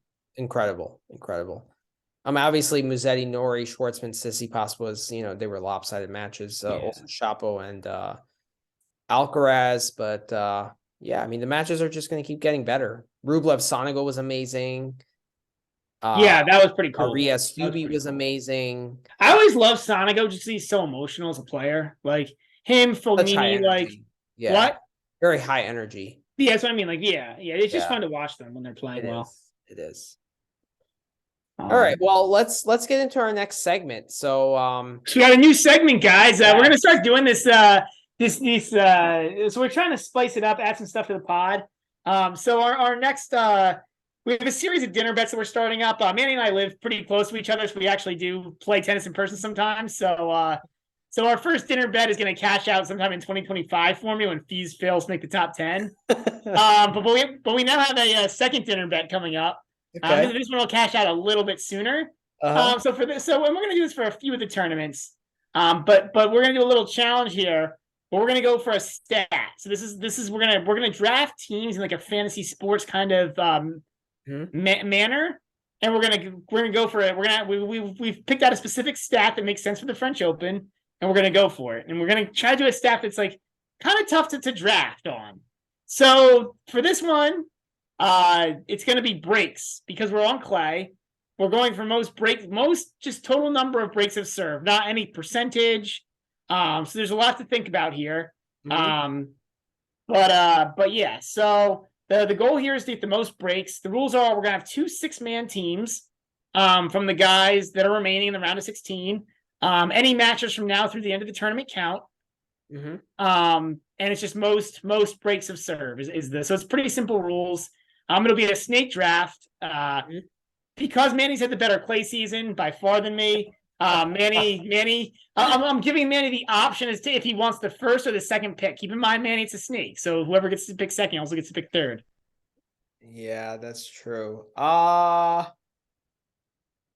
know what? I'll take the second. I'll take the first pick.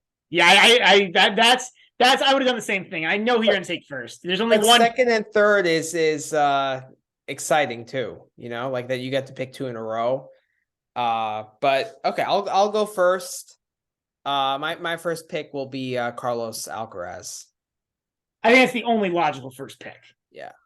Like I don't think there's another even option on the board. So I have to do this. I'm gonna go Djokovic with the second pick. I think that's another pretty clear pick. But they play in the semis. They do. But I do think we'll get into that, but I think Alcaraz will win that match.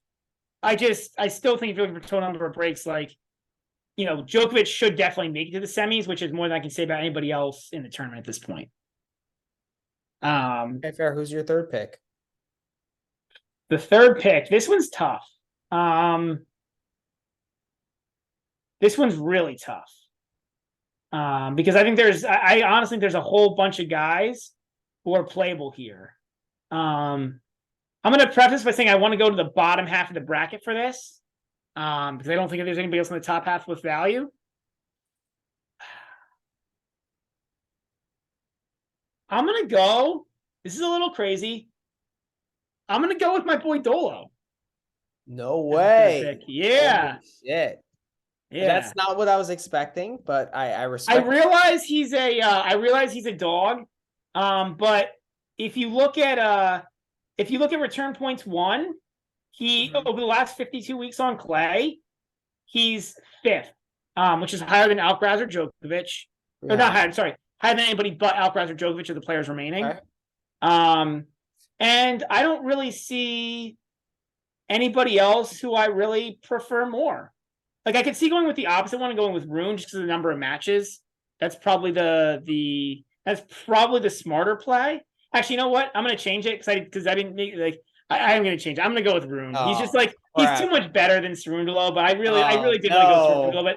But Cerundolo's the better return player to be honest, but Rune's the favorite in that match. You want matches, so I'm gonna go hold Rune with the third. You're gonna go with Rune. That was disappointing for me because I was hoping you would stick with Cerundolo. Yeah, I know. I'm sorry. Yeah, no, it's fine. I mean, that's the way this draft works. So yep. My fourth pick. So I picked 4 and 5, right? Yep.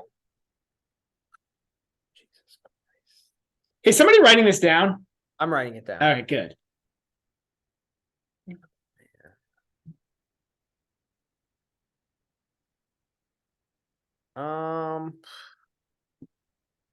See, I can't go with Cerundolo really on my fourth pick because I think Rune is gonna beat him. I know we have our 80-1 futures and stuff, but if he only plays one match, he's not gonna get that many breaks. Yeah.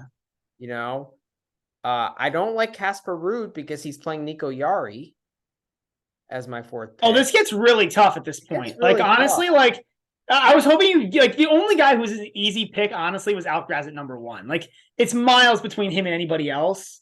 But yeah. And Djokovic was the pretty clear number 2. But now the draft gets tough.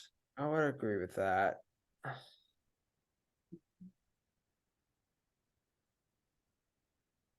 All right, well, I get to pick 2 guys. Yeah.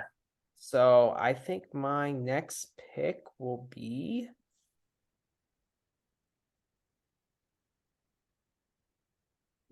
Zverev. Okay. What's your reasoning there? Now that he's off the board. So I think he's the favorite to win that fourth quarter. So he has 2 matches. Yep. I also think Dimitrov is not the best server, so he's going to have some looks to return there. And I think whoever he plays in the quarters, he's going to have looks to break there. So I think that's my reasoning there. Just the easiness of his draw. Makes sense. And then my next one is probably going to be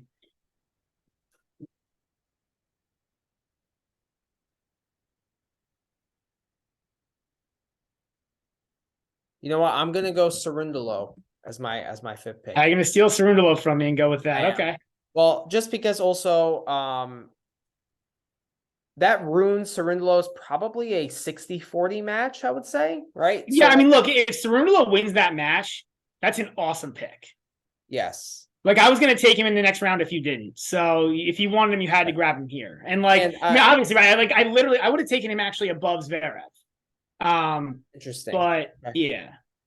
Okay, fair. But I do think you let somebody slide. The guy I would have taken fourth is Etch. Someone Etch 6. So here's the thing, right? He plays Yoshi. That's got to be at least like 6-7 breaks in that match. Like, Yoshi can't hold serve against anyone. True. That's a good point.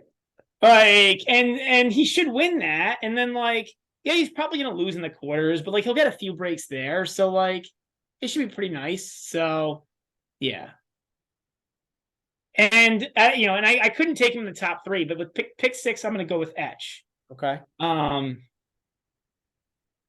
Pick 7. Now it just gets brutal. Absolutely brutal. Mm-hmm.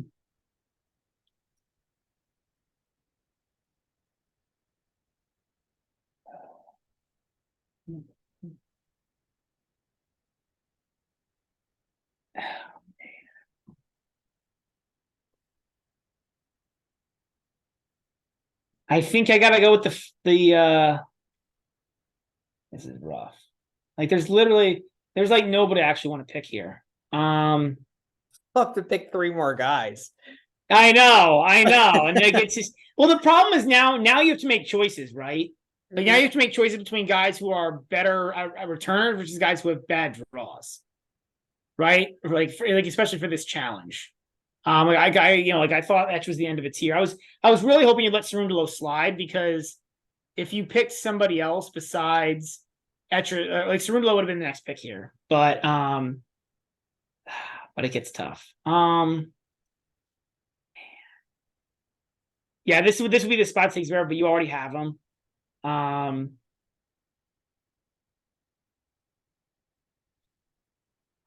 It like, I was thinking about also taking Ruud, but the problem is playing Nico Jarry.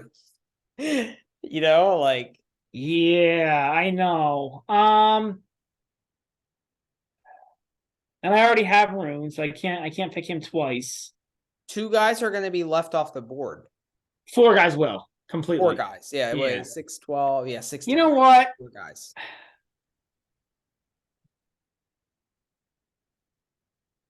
I'm gonna go Casper Ruud, because like, or not. Yeah, I'm gonna go with the friendly ghost with my 7 with pick 7. It's more like there's just being nobody better left. Like, yeah, I know he plays Jarry, and like, I know if he wins, like, neither one of those next opponents is easy, but I don't think you can convince me that anybody else left is better. So okay. Well, I'm glad that you didn't take this guy, because this is the one I wanted next, and that's Tsitsipas. Because I think he can get quite a few breaks against Offner, and basically he's guaranteed 2 matches. Yeah. I think it's the right spot to take Tsitsipas. That's my rationale behind Tsitsipas. It's just, you know what, it's interesting because I think it's a good pick, but it's a very like high floor, low ceiling pick. Yeah, because I think he's going to lose actually to almost whoever he plays in the next round, because Musetti's been amazing. Yeah. But although the matchup with Tsitsipas is not the best one for Musetti. I mean, you're praying you get Musetti, because like, not only could he win the match, but he'll get breaks. Like, if he plays Alcaraz, I don't know if he'll get more than 1 or 2 breaks the whole match. Right.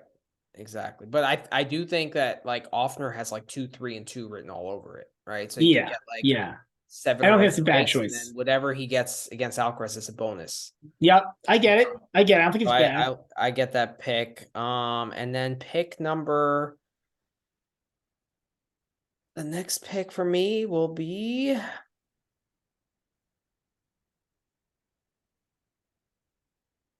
This is tough too.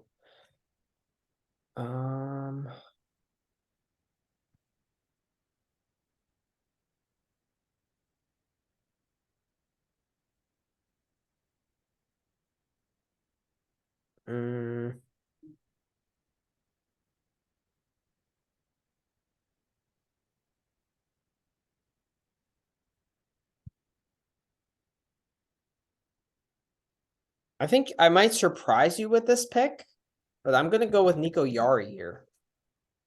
That is a surprise to me. It's a real surprise to me. I just think like Ruud is vulnerable on serve. And I think that that's that Jarry-Ruud match. I'm curious to see what the line is, but like I almost see that as like a 50-50 match. Okay. All right. Yari did beat him in Geneva. Right? He did. And like And he outplayed him in Geneva badly. And like yeah. I could easily see Ruud losing that match. So you have Ruud, I have Jarry. I think, Yep. And Jarry does get some breaks. Like he broke Jerome plenty of times. He broke Tommy Paul plenty of times. Yep. So I like that. Plus, it's that easy side of the draw, and he'll be a live. If he wins that, he'll be a live dog against Ruud or Cerundolo. So, yeah, I don't hate the pick. I think it's a good pick. With pick 9. Yep. Okay, so who's your next pick? You got the next 2. All right. So these are my last 2 guys on my team, right? Yep. Last 2 so guys. This is gonna be a little bit team strategy here, and I think it's gonna be a real surprise with pick 10. But this is a team strategy move. Okay. And it's gonna be Yoshi. Whoa. So Yoshi breaks a lot, right? Like that's kind of okay. And this is also like a really good hedge for me, like to make sure that I'm guaranteed because I have him and Etch. I guarantee that one of those guys gets 2 matches. Interesting. Okay. And I don't know, like it's kind of like a matter of like I don't have anything else better to do with this spot. So, and like he could win that. I mean, like Yoshi is I don't think he's gonna win, but he's like a somewhat live dog. I think it's a bad matchup, but like I don't know. It's not like a minus 500 or something, or a plus, like a minus 500 plus 400 matchup. Like Yoshi's got some sort of shot there. Okay. And plus, I mean, like the way Yoshi plays, he'll get a bunch of breaks anyways, I think. Yeah, that might be a break-filled match. Yeah. And then the last spot on my team. So the guys left are Dimitrov, right? Just to confirm, it's Dimitrov, Kachanov, Sonego, Varillas, Offner, and Musetti. Right. So Offner's off the list. It's not Offner. Varillas is off the list because he's playing Djokovic. So it's Musetti. I can pick somebody like Kachanov-Sonego match. Or I can pick Dimitrov.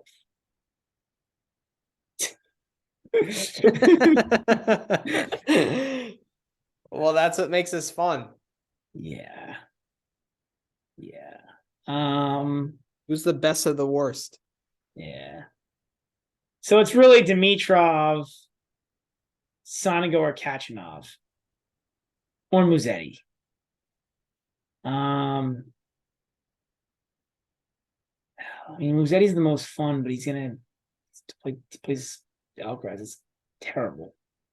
Kachanov's not a bad look because he gets the thing to play Djokovic. He might get some breaks with Djokovic. And then obviously there's Dimitrov. Dimitrov is probably the right pick. My team is gonna be really interesting because my team is now so hedged off, but I'm gonna go with Dimitrov. I've got 3 guys in that bottom quarter, but I'm gonna go with Dimitrov my last pick. Okay. Dimitrov. Yeah. And I will go with Karen Kachanov. Yeah, Kachanov's not. He would have been the next guy. Kachanov's not a bad play either. I mean, he's the obvious pick, right? Because he's the favorite against Sonego. He should be able to get some breaks against maybe 1 or 2, squeeze 1 or 2 out of Djokovic. like. Yeah, and then Musetti, it's just like he might get 1 or 2 or 3 breaks against. So here's the question, Manny. Yeah. Would you have picked Kachanov over Dimitrov? Yes. Okay.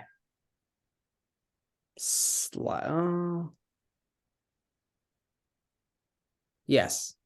Okay. Because I think Sonego is more vulnerable to losing a 6-1 set than Zverev is. Okay.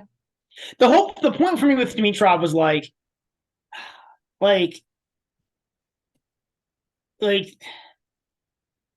Kachanov, you're getting 2 matches. Dimitrov, you could get 4. You are right. There's more upside there, but I am so hedged off, man, because I've got 3 guys in that bottom quarter. Well, then you have a guy at least guaranteed to the semis. But I don't. I can't Zverev make the semis and screw the whole thing over. But it is what it is. I mean, Oh yeah, Zverev getting to the yeah. semi, right. But looking at my team, I am 5 out of 6 in the bottom half. The only top half guy I have is Djokovic. Mm-hmm. Yeah. So and I got most of my guys on the top half. Alcaraz, I got Zverev and Cerundolo in the bottom half. Tsitsipas, Alcaraz, Jarry, and Khachanov in the. Oh no, Yarry's in the bottom half. So did we pick all the guys in the bottom half? We did. We did. Wow. So but it makes sense, right? Because like there's exhausted. two but it makes sense because there's 3 guys in the top half who are dead after one match. I mean, Musetti's got some sort of shot, we probably think. We'll talk about that more later. Yeah. But Offner and Varillas are just dead. They're dead, yeah. So like it was really going to be hard to ever draft any of those guys. I don't know why you would draft Sonego. Like I guess he's better than some guys, but like he'll get some breaks, but like he still is a dead money next match. Like yeah, and he's a dog against Khachanov. Right? Yeah. So yeah. okay, so these are our teams. Yeah. So what is your team again? Alcaraz, Zverev, Cerundolo, Tsitsipas, Jarry, and Khachanov. And your team is Djokovic, Rune, Echeverry, Ruud, Nishioka, and Dimitrov. All right. I think they're pretty even teams. Yeah, it should be a good challenge. I think it's gonna be a lot of fun. Yeah, it's gonna be a lot of fun. It'll be something to root for besides our bets. But yeah. So yeah, it's a dinner bet. If we had one more person on our pod, which we do plan to have in the future, like some guests, it would make it like add some extra spice to it. So it would. Yeah. If we had a 3 or 14 draft, if we had a 14 draft 4 guys, you could draft every guy, that'd be funny. But that would be funny. But yeah. So that it will be a good challenge. We plan to do this again for Wimbledon. Yeah. We'll do this periodically. This will be like kind of a new segment of the show. It'll be like kind of something a little more interesting, a little more funsies. Cool. All right, very nice. So let's get into round 4 lines. Is there anything on the outrights first that's interesting, like on the futures market? Real quick, just like 5-10 minutes. We don't need to spend a long time on this because we have 8 matches to go through. Let's see. We'll have to post the teams to the Twitter, Manny. And I still have to come up with a name for my team. It's going to be bottom something. Because the only thing I can like describe my team as bottom. Bottom breaks something. They have bottom and break in it somewhere.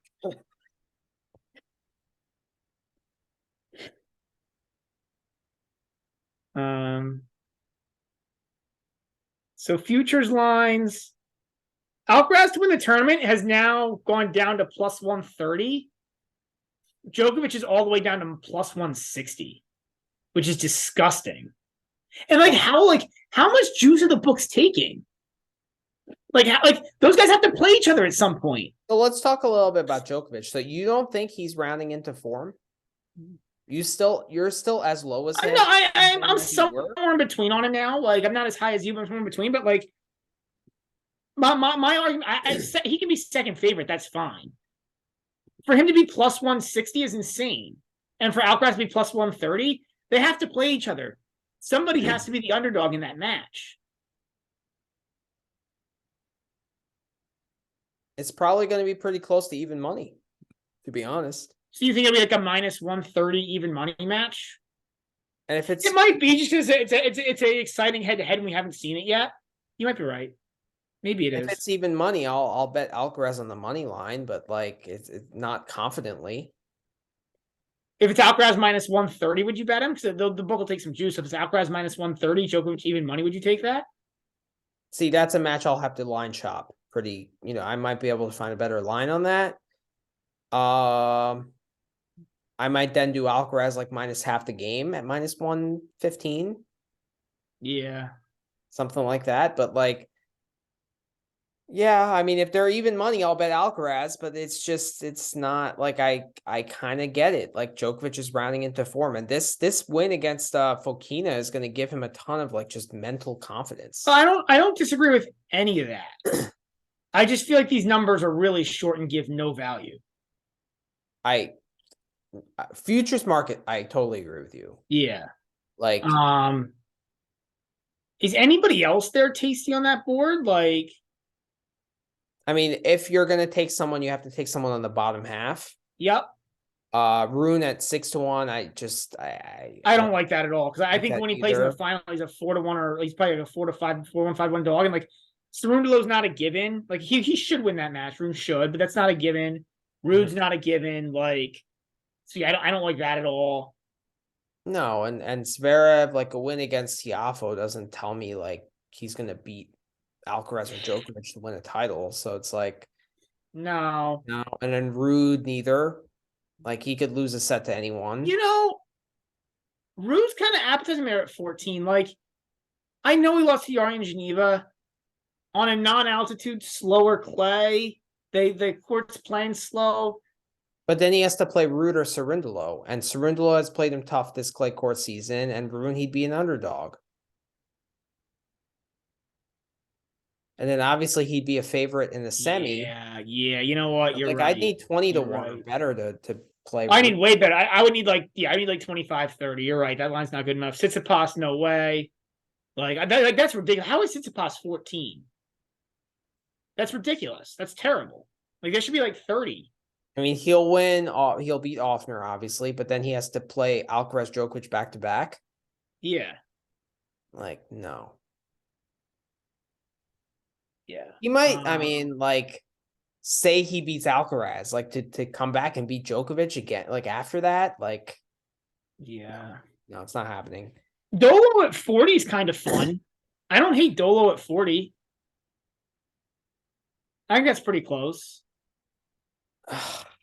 I would like it way more if he was in the fourth quarter. Well, yeah, we agree with that. But like,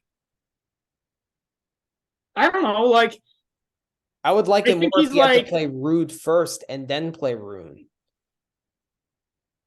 The fact that he has to play Rune first makes me need 50 to 1.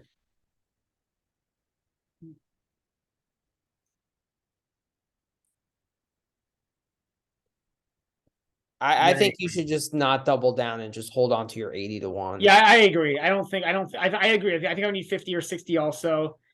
Demi at 50 to 1 is kind of fun, but I don't think so. Musetti at 50 to 1, that's not really, no, because I need more than that. He's got to play Alcaraz, Tsitsipas, and Djokovic to make a final. Yeah, that's insane. And with his physicality, and he could lose the final anyways. Like Musetti's not that good. He could lose in the final anyways. Right. Nico at 50.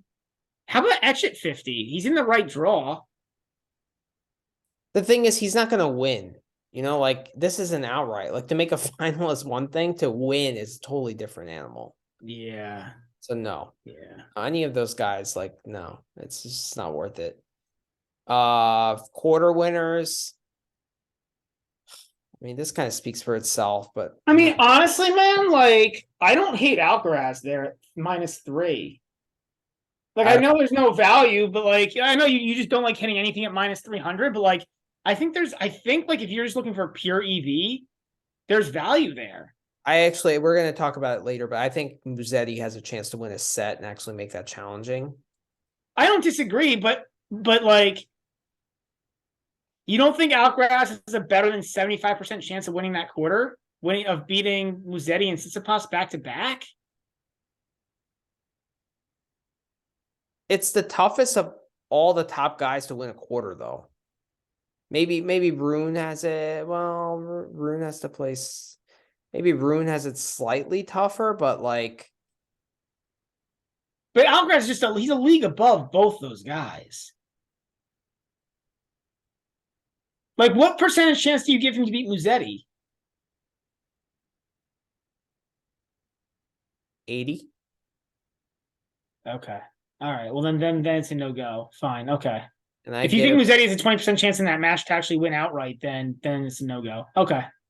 Well, the only reason I say that is because Musetti won their only head-to-head meeting.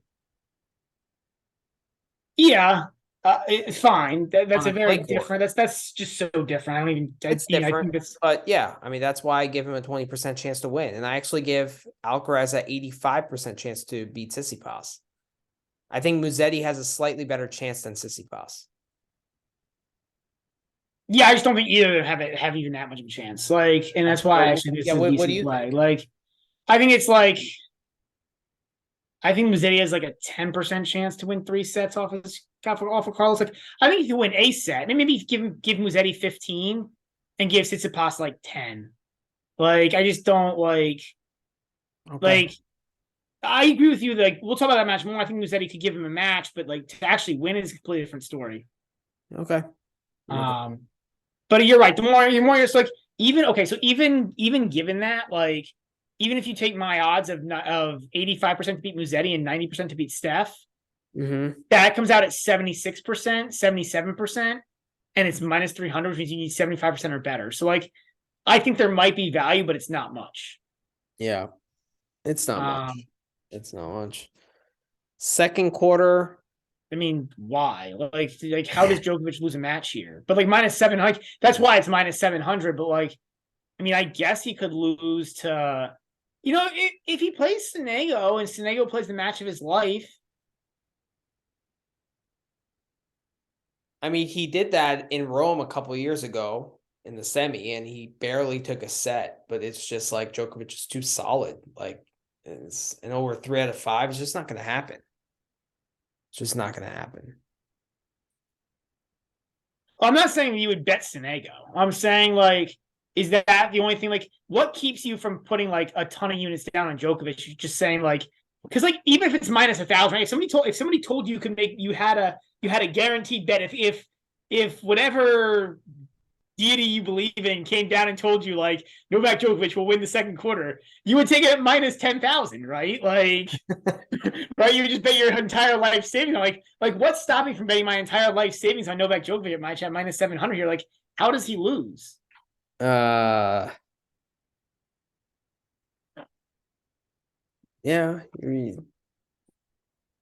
I guess. I mean, the chances of injury. That's the problem. So that's why I actually can't do it.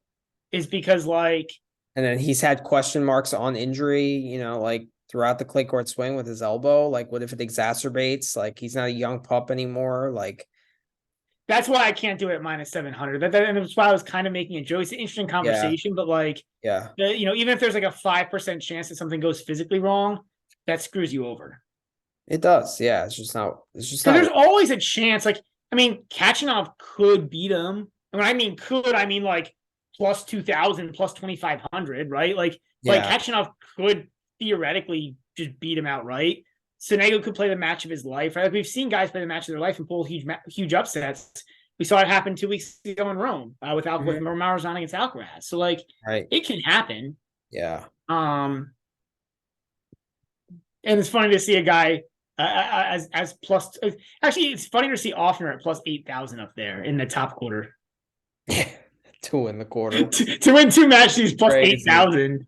Yeah, but like I still can't hit it because like there's no chance. There's no chance. Third quarter is pretty even. Is actually this one's kind of fun because there's like 4 guys who actually could win this quarter theoretically. I think Dolo's a fun shot here.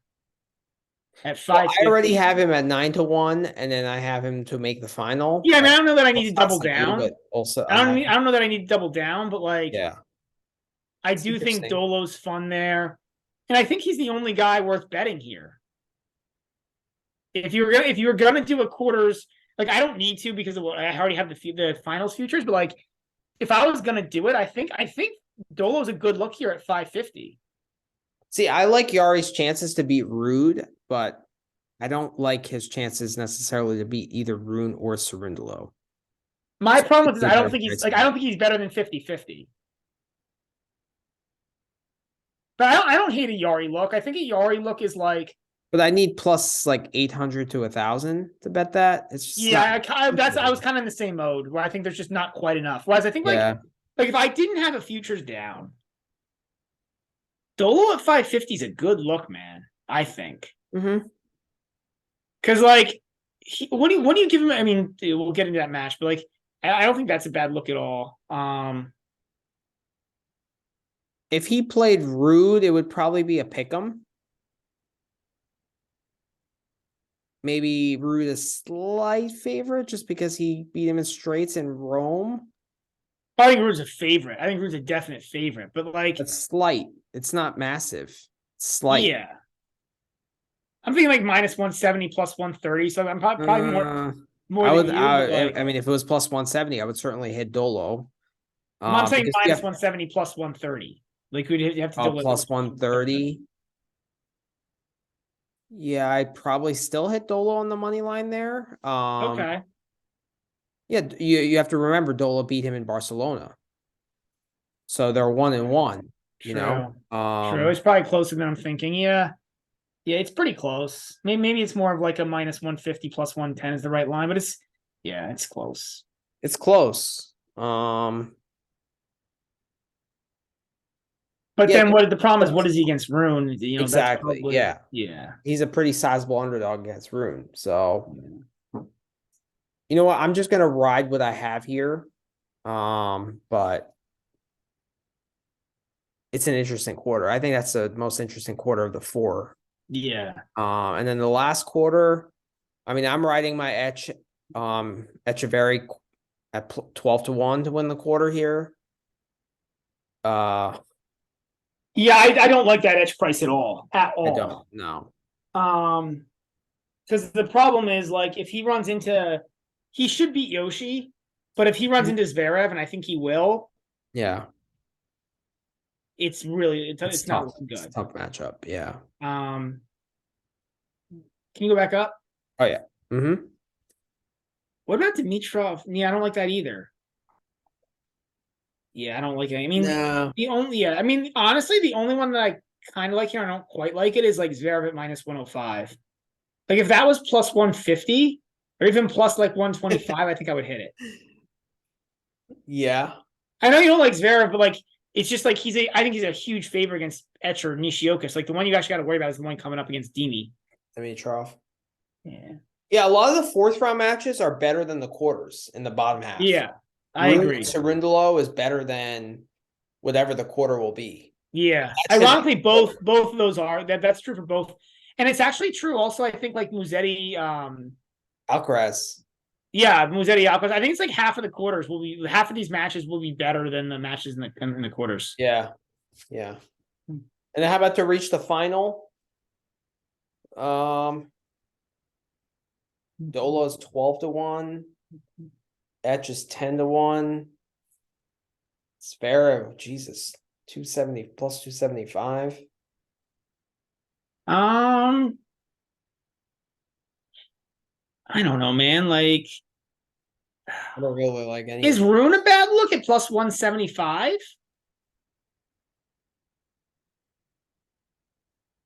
Yes, because he's in that tougher quarter. He's in that third quarter where he has to deal with Cerundolo first and then Ruud. I know, but if he makes it out, is he not like a shoo-in to make the final? Like, you're not basically getting a quarter's price there at plus 175? Like, with I guess, like... Yeah.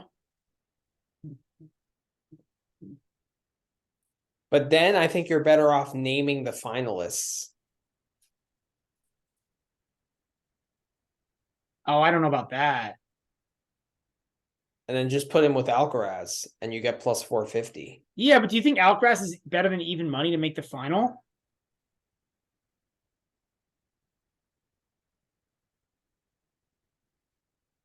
Yeah, because he'll be just above even money against Djokovic. So maybe not.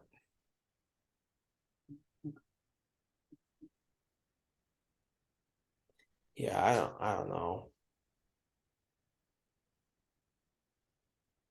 I think if I was going to hit something, it'd be that Dolo in the third quarter. I think that's the one that looks appetizing to me. I mean, I'm not like because you and I both have futures already. Like we're so futures out, but like I think to me that's the only line that looks like interesting at this point. Yeah. It's just plus 175 for Rune to make the final. It's just like, it's just not good enough because he still has to win 3 matches. And it's Yeah. probably Yeah. Two of them he definitely could lose. He definitely could lose to Rune. Or could to lose Ruud. to He could Cerundolo. lose to himself. He definitely could lose to Ruud. He definitely could lose to Dolo. And then even if those are 2 tough matches, is he physically worn out for the semi? Yeah, and it's probably Zverev who's like been there before and like it's just no, it's just not good enough. I mean, Zverev, I guess so. Like, is Zverev then kind of fun at like 275? But not good enough either yeah, because I don't like think so. I agree. has he really shown like form that like tells you that he's back to where he was? Like a win versus Tiafo, okay. No, but it's just this bottom half is like he doesn't even need to be in that form to make it. Like he doesn't need to be in that form to make the semis, and then it's just one match. I think he's really going to struggle with whoever's in that third quarter. That's my point. I agree with you, by the way. Even if it's Cerundolo, like I feel like he's going to struggle there. Yeah, I don't think any of those are good matchups for him. I agree. Yeah. So, all right, let's get into round 4, baby. Yeah.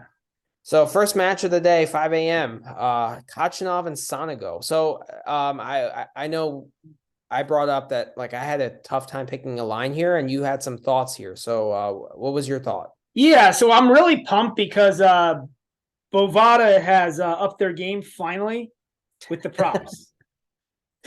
They've been really not hitting the props very much on these Masters, and I've been really disappointed.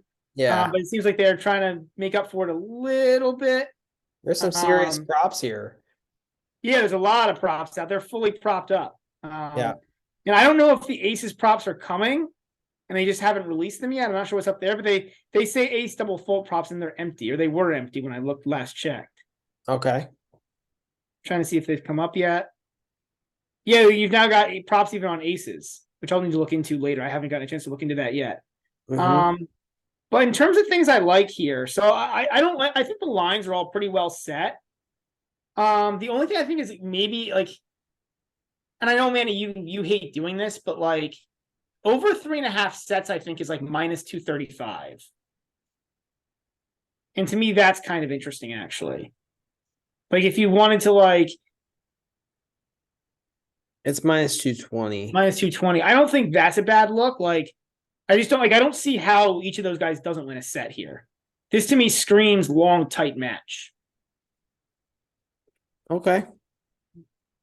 So would you want to bet Sonego plus 1.5 sets at minus 110? No, my plays here are actually so. There's a couple of prop bets I like here, though. Okay. I'm looking them up. I sort of agree with you that it screams long, tight match. I just wasn't sure of what line to hit. Yeah, so I've got 2 I like. And they're both like pretty conservative. Kachanov to win in a tiebreak in the match is up there at plus 175. I like that. Because I do think there will be like at least one tight set here. Okay. And then the bet I like even more is right above it. Kachanov to win an over 35.5. So I mean, Kachanov I think is a deserved favorite here. I think he should win. Kachanov to win an over 35.5. You can actually you can pay 10 cents to get 3 games. And I think those are 3 very relevant games. Yeah, they are. Over 35.5. It's right down to your right a bit. Plus 165. Right there. To win the match and over. Yeah, that's really good. So only 10 cents for 3 games? That's really relevant. Yeah. And I think those are important. I mean, those I actually think it'll go over 38.5 anyways, but like I'll pay 10 cents for the cushion. Mm-hmm. Because that pretty much is Kachanov in 4 or 5 sets. I like that. I like that a lot. And I think the other bet that was really interesting to me is that if you look down even further to the bottom, keep going down, all the way to the bottom. So Kachanov in 5, I think is like plus 440 or something. It's not in the special props at the very bottom. Oh, Kachanov 3-2. Yeah.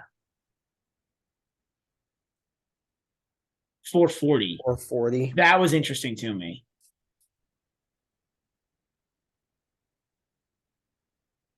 Okay.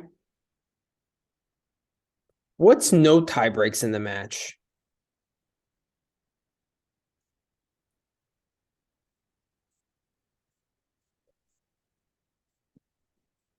Plus 150. So you don't see a tiebreak here?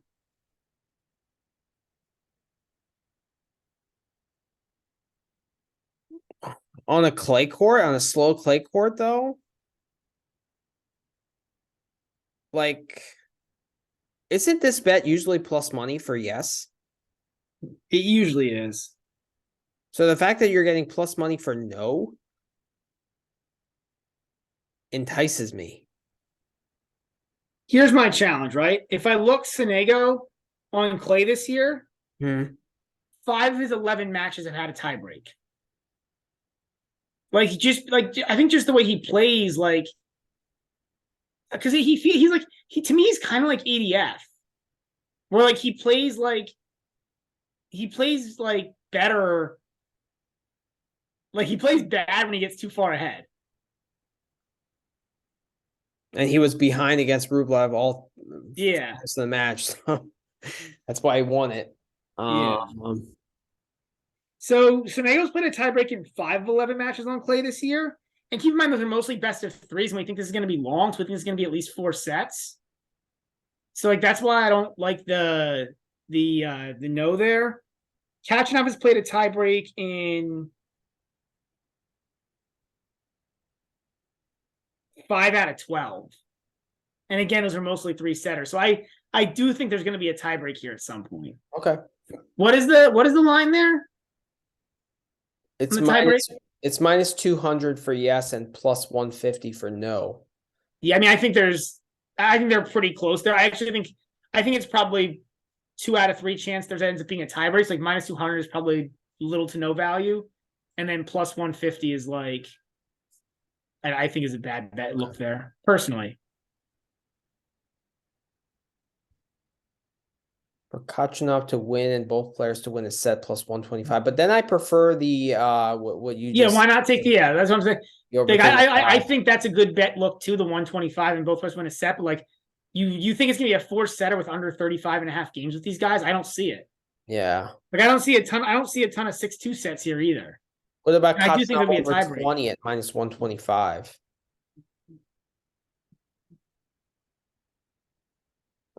That's fine if you want like some sort of like, see, I'd rather just do the minus 110 over 20.5, like or over 21 at plus 105. Like I don't think it's gonna be like 7-5, 7-5, 7-6.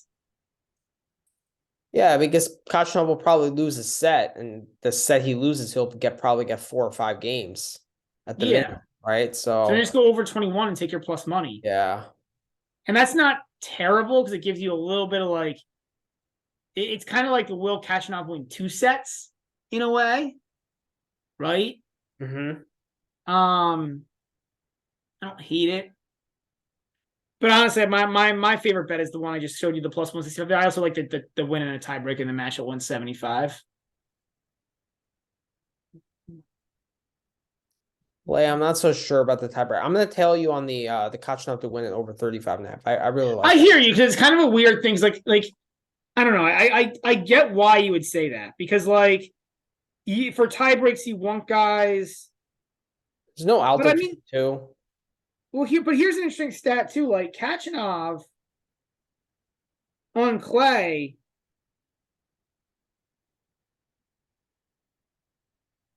On clay, Kachanov in the past 52 weeks has won 37% of return points. That's below the average of 39%. Usually clay you see about roughly 40% of points are won by the returner. Sonego's at 35.9. So these are like 2 of the weaker returners looking at top 50 players. Not weakest. They're not in like the Cressy, Cressy, Shapovalov, Shelton category, but like these are 2 below average returners. Right.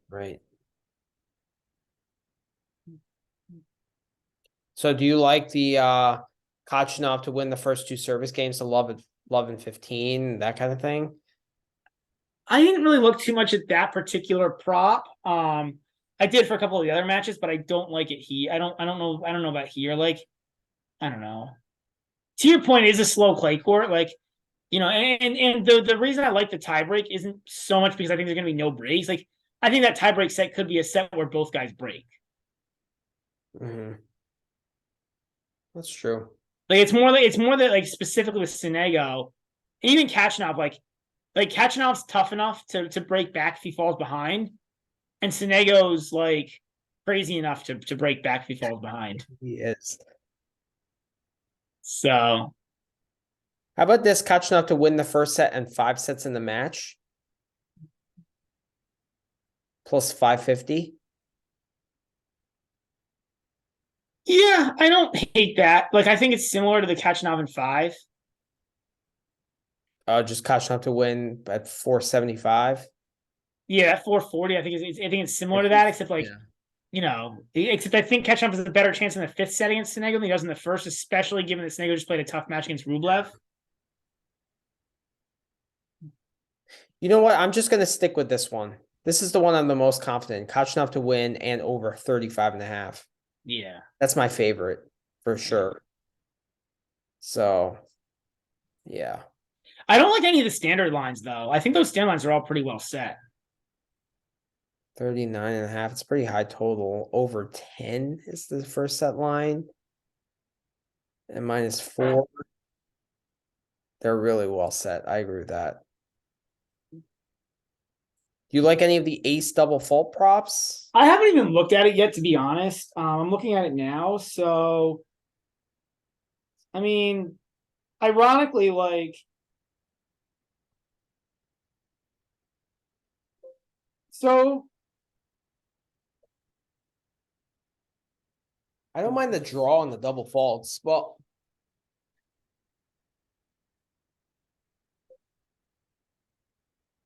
it's 450. yeah, I like the draw and double faults also. Sonego double faults 2.8% of the time, Kachanov 2.7%. That's pretty close. Yeah, it's pretty close. I'll take that. Yeah, It's a fun bet to play. yeah. Yeah. All right. So that does it for that match. Let's go to Djokovic-Varillas. I'm looking at most aces. So Oh, and Kachanov and Sonego? yeah, so Kachanov's ace percentage last 52 weeks on clay is 6.8. Sonego is 5.6. So I mean, Kachanov. I'm surprised that Kachanov is the dog. Well, yeah, I'm surprised that Kachanov is the dog here for aces because but the problem is Sonego gets ace a lot less than Kachanov. So it actually makes sense. I'm still kind of surprised though. Why is that? Like, it feels like Sonego would get ace a lot. Like, I don't think. I know, but somehow he doesn't. I don't know if it's positioning, like Maybe he didn't play as good servers. well that's what I'm gonna look at. I want to quickly look and see how he like what his aces have looked like in the last few matches. He hit 8 against Rublev.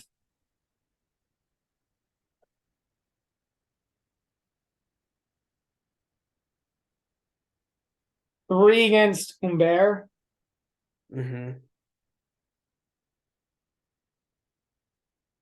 And what was the first round like?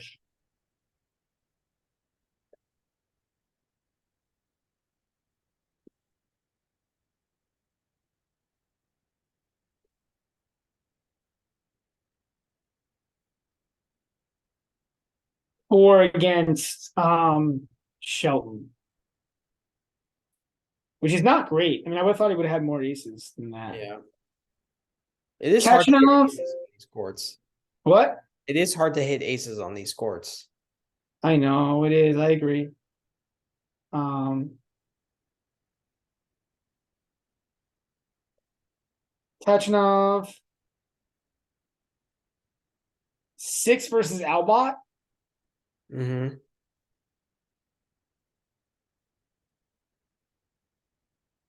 5 versus Kokkinakis. 4 sets. Yeah.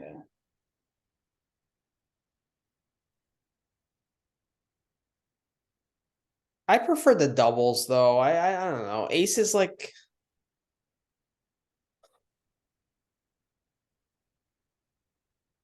15 he hit against Lashen, but that's probably a bad look there. yeah, Probably more like Lashen. Was gassed, and yeah, that's not You Yeah. know what? I like the draw in both because like there are not that many aces. So when there are less Yeah. aces on both sides, the chances of a tie are higher. Of Like course. Yeah, yeah. You want for a tie you want lower numbers. yeah, Wimbledon, this wouldn't be a good value play, Yeah. but I don't hate the tie there. I think the guys are too close where it's not really worth playing one guy or the other. Yeah. Yeah. So, I all right, don't I'll probably tell you on the doubles. I probably won't tell you. I probably won't tell you on either. Honestly, plus 450 is not great even for double fault line. doubles. It's not bad. I'll think about the doubles. The aces, I don't think I'm going to tell you on the draw. I'll Okay. probably just stay away. I think that closes that match off. Yeah. Yeah. All right, All Djokovic. right, next match This is Djokovic-Varillas. this spread actually I moved hear from 9.5 to 9. Yeah, it keeps moving back and forth from 9 to 9.5. It kind of keeps oscillating. What do you think, Manny, about this? You got any thoughts about this specifically? I think this is Djokovic domination, to be honest. 9 just seems like a lot.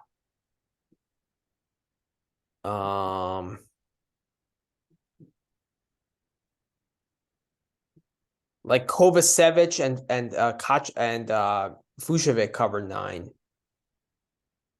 Did Fucsovics cover 9? No, it was 10. Yeah, but He one of got those sets bagel. was 6 love, right? Yeah. 6 love and 4. 3, 6, love, and 3. So it's 19 to 9 total. So for 10. And Kovacevic, I think Kovacevic did cover with 8. Mm-hmm. And then Fokina obviously was 6.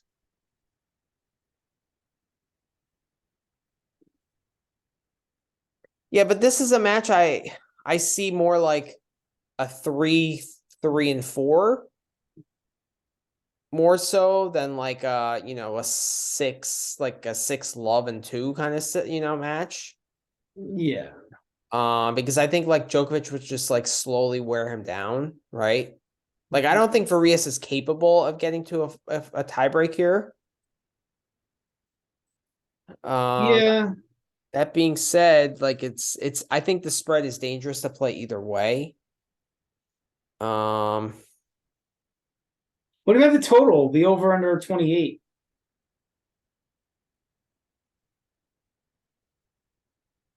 It's very low, but the thing is Djokovic has played in this tournament a bunch of close sets. Right? It's several close sets. That's true. He's dominated some sets, right? Like the second one against Fucsovics, right? 6 love, and the third one against ADF. But like, there have been 4 7-6 sets, tie breaks in each match. So 28 is a bit low for me. Like over 28? I might do that. Djokovic to win. I like. Well, that's minus 300. Ugh. I don't mind this. Djokovic to win an over 28. 28 is a very low total. But I mean, that's basically. I don't really understand why you would do that because Djokovic, like, so you're gonna pay 15 cents in half a game. Like, just take the over 28.5. It's probably the same line. Like, there's probably an alternate over under of 28.5, especially if you line shop somewhere. Yeah. I actually, well, yeah, keep going.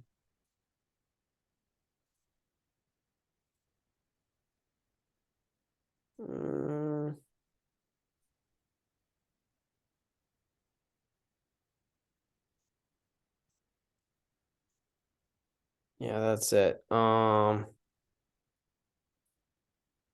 like the Djokovic to lead 2-0 after 2 games at plus What's the line on that? I 155. don't. I don't think this is No? enough. And we'll yeah. I don't like. I actually looked at that because I do like it in theory, Manny, but I don't like it at plus 135. Like at plus 160, I would take it for sure. Okay. I really like it at any plus money, to be Okay. honest. I just think this is a match where every Varillas service game is going to be an adventure.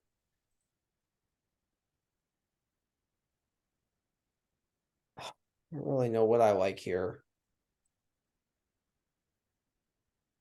What do you like here? So I've got some pro Varillas stuff, and I've got some things to say about this match. So Varillas. Djokovic has won 50% of his return points against Fokina. Mm-hmm. He won. I just can't remember the number, so I look it up. 53% against Fucsovics. Mm-hmm.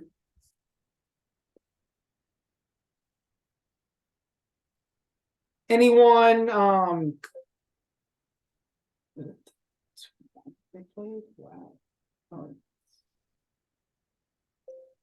So I'm looking up what he did against in his first round match.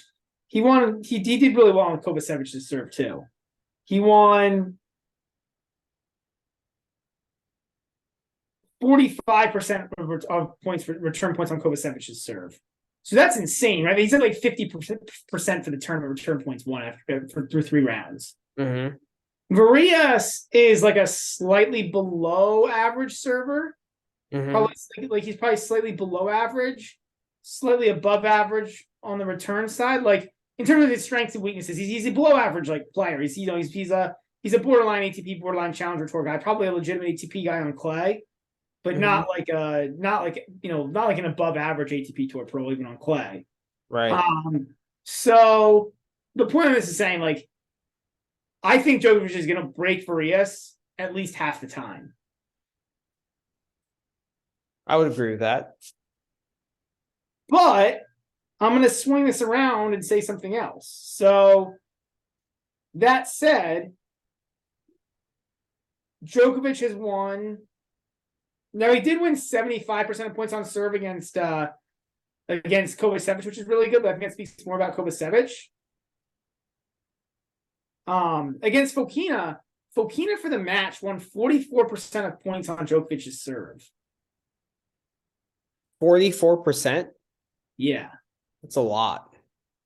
And Fucsovics won 39%. Okay. And that's Fucsovics. So the play I like here, I think it's even money. Do you ever view Varillas higher than Fucsovic? Slightly on clay, yeah. Not on any other surface, but on clay I view slightly. Yeah. Okay. What is your view on that? About even. Okay. We're not far off. I don't think he's that much better. Okay. So my play is both players to break serve in the first set at even money. I think it is roughly if you scroll up. It's plus 110. Both players to break in the first set. Because Djokovic will break Varillas. Like I don't see any way Varillas is able to hold 5 times in a row against Djokovic. So it's just a matter of Varillas stealing one break. Djokovic's return game has been amazing, but his serving and like that would make sense, right? If the elbow's still not 100%, the serve wouldn't be like completely there. It's on a slow play. He hasn't served that well. Like there was a game against ADF where he had 3 double faults. Yeah. So that's my play here is Varillas to break serve. And then my other play at plus 125 is Varillas to win a point in each of the first 4 return games.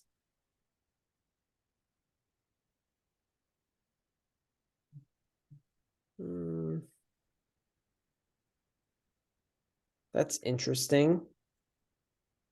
And that's all I got. Because I agree with you. I think this is going to be a beatdown. But like, as I look at these lines, like the books like Varillas to break serve in sets 1 and 2 at plus 250.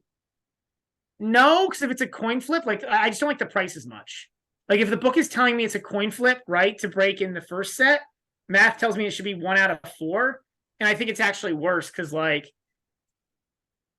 I like there could be a point where Djokovic runs away with this. You like Djokovic to lead 3-1 after 4 games in sets 1 and 2 at plus 400? I like the chance of it. I don't like the price. That means you have to think it's almost 50-50 in each set that he does it. But you got to think it's like a 45%. And it's not the truth. Like Djokovic could lead 4-0 in one of these sets. I know. Which is why I don't like it. Like it's just too specific. Yeah. I can't believe Varillas to lead in sets at any point in the match is plus 400. Like that just seems terrible. Like, yeah. Does he really have a 20% chance of winning the first set? I don't see. I mean, Djokovic would have to come out and play like absolute garbage. Yeah.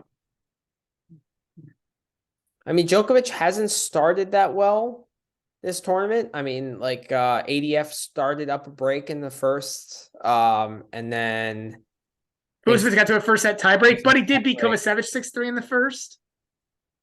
Okay. I'm definitely tailing you on both players to break serve in the first set. Varillas to win a point in each of the first games. No. I would need a little bit better. I'd need plus 150 or better on that. I like the 3-1 after 4 games in sets 1 and 2. I like it way better than 4-2 after 6 games. Me too. I don't like the 3-1. I don't like him because he still had to do it in both sets. And 4-0 is in play here. Like I like when you say every service can be an adventure for Varillas, like I think he's gonna get broken more often than he holds. True. That is true. But I think he could break back. Like that's the ironic part of it. The reason I don't like the Djokovic 2-0 is because I think there's a chance Varillas comes out and breaks him to start the match. Like I don't think it's high, but I think it's like 20% or something, you know? 20%. Actually, is that a bet? What is the odds on that? What? On the first service game Varillas to break. That's probably there somewhere. Oh, yeah. Djokovic, plus 500. I like that. You like that? Yeah, I'm gonna hit that. Djokovic's first service games to be broken. It's interesting. Like, I don't think it's likely. Like, and this price isn't that amazing. Like if this was plus 400, I wouldn't take it. Right, but I think like this is like I think 500 is just good enough. Like, yeah, that's interesting.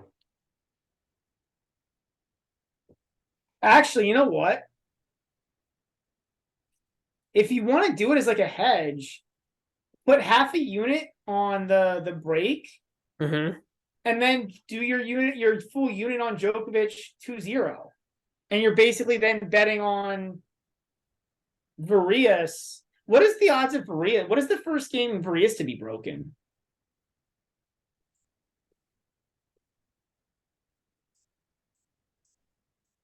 I almost never hit these, but I think there's value here this time. Varillas. Is it not available? How is that not available? First service games to be broken, plus 115. I like that too, man. I might go half a unit on each. Watch they both hold the love. That would be horrible. But like, you don't think in any given service game that Djokovic is better than even money to break Varillas? Yeah, like, I think Varillas would just be as well off if he called the tournament director and asked that instead of serving to begin points, if he could do a drop feed and have like a drop feed zone like in the backcourt that he gets to feed into. With a forehand. Like his forehand is so much better than his serve. Like I think that would be a good thing for him to ask the tournament director. Probably. I don't think Raisman would say yes. She might. Yeah. She might. Like she says some weird stuff. Just play points without the serve. Like how we play our games to 10, right? Or we just like feed. Rules changes to tennis. Yeah. That involve eliminating the serve. Having a drop zone. Yeah. Pretty soon they're gonna play to 10. Well, if it gets to a 5th set breaker, that's what they'll do. with a drop with a drop feed and a feed zone. Yeah. Third ball is good. I think I'm just gonna do the both players to break serve in set 1.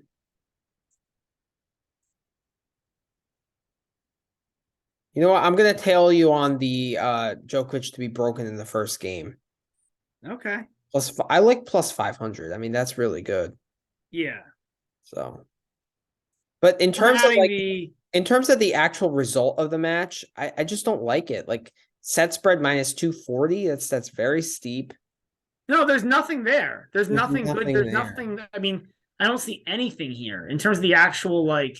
Because like the problem with these runaway matches is like it's, and I don't think Briss it's going to be a physical problem. I think he's just not good enough at tennis. Yeah. And then to win a set plus 180, but like I don't know, we fell victim to that in the Shapovalov Alcaraz match, right? Like it's just tennis wise, he's just not good enough, as you said. And like I can see why you would like Shapo to win a set. Like I can see, I mean, Varillas, I can see why with the forehand, but like, man, it's gonna be really hard for him to win a set. And also, like, I think Djokovic is harder to win a set off than Alcaraz because like Djokovic is just gonna put balls in and make it tougher, right? Yeah, whereas like Alcaraz will keep hitting. Right. If it gets like to Alcaraz might hand you a set, that might happen.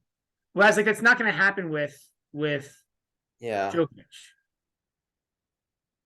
How about Djokovic to win and no tiebreak in the match at minus 225? I know you like sometimes playing that kind of thing. Not much. No. What is the under? If you're going to do that, play the over 18.5 for Djokovic. That's so much. Oh no, Djokovic. Play the under 18.5. Under 18 and a half is minus 110.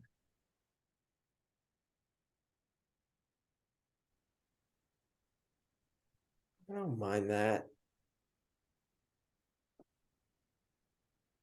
I just don't like that as much if Varillas cashes in on breaking in the first game. Well, see, my issue with it is like, I just don't think it's quite good enough. Like, I think the book has this match almost perfectly set. Like, they do. So I think I think it's like 50% likely Varillas squeaks his way to 5 in one set. You know, it like happened in the first 3 matches. What? It happened in the first 3 matches. Yeah. So Varillas is a better clay court player than Kovacevic. Yeah. You know, I think he's better than you think he's even. I think he's better than Fucsovic. Yeah. On clay specifically. Right. So, yeah. Yeah, they have it very, very well set here. I think the only thing they're a little under on there. I'm depressed there's no break props, but I think I know the conditions. I think in Paris are warm and sunny tomorrow. I think it's nice weather again. We got to check. I meant to check this. I believe so. It's been pretty good weather throughout the event. Yeah, it's supposed to be 80 degrees Fahrenheit high and sunny. Yeah, good conditions. So yeah. So like that leads itself to a little more service holds, but like I still see a ton of breaks here. Which is good for your team. Right? Especially well, that's part of why, right? Like that's part of why I took Djokovic. Although like Djokovic is a pretty obvious second pick for me. Like it was not a hard call. Like I agree. And you know what? I'm gonna hit the Djokovic to win an over 28.5 games. No, what is just the straight over 28.5 games? Over Is there 28 not an is alternate? minus 120. Is there not an alternate over under somewhere though that they can go over 28.5? Yeah, that's minus 105 also. Just take the minus 105 for over 28.5. Yeah. It's hilarious that they're the same thing. Like that's how little they believe in. That's how little Bovada believes in Varillas. Yeah, like usually they just give you like 5 extra cents or something. You know what I mean? But why add the risk? Yeah. Right? Yeah. Okay. All right, next match. It is Alcaraz and Musetti. I think this is a really fun match. It is. But I was so depressed. I think the books have this one hit perfectly as well. Because like the problem is, I think Musetti's minus 115 to win a set, which I think is perfect. But the problem is, even if Musetti wins a set, I don't think that means he necessarily covers. It makes it more likely, but I don't think it necessarily means he will. Do you like Alcaraz 3-1 at plus 240? Because like I could see Musetti winning a set, but no more than one set.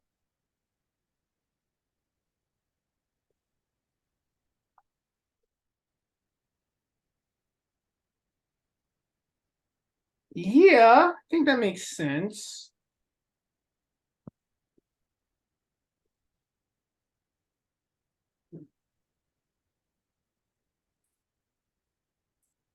Yeah, I don't hate it.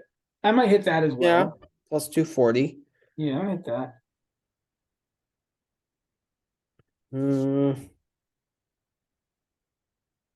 Alcaraz to win the match in over 30.5 games is minus 110. I would need plus money for that. I would actually need better than plus money. I would need like plus like 125, something like that. I looked at these. The problem is the problem is like, I mean, if just theoretically, I'm not gonna do it because it's so lame and boring. But like in theory, I don't think it's terrible. If you wanted to take a look at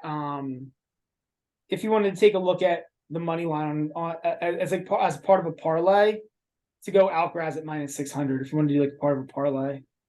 Because I really don't see Musetti winning this at all. Okay, but like I know you're saying it's like a fun look, but like I mean I think Musetti has like a 10% chance or something. Like I don't like I think it's a chance, but I think it's really small. Like if I did this as part of a parlay, I would do Alcaraz minus 1.5 sets. What is that? Instead of just the money line. I would yeah. Minus 310.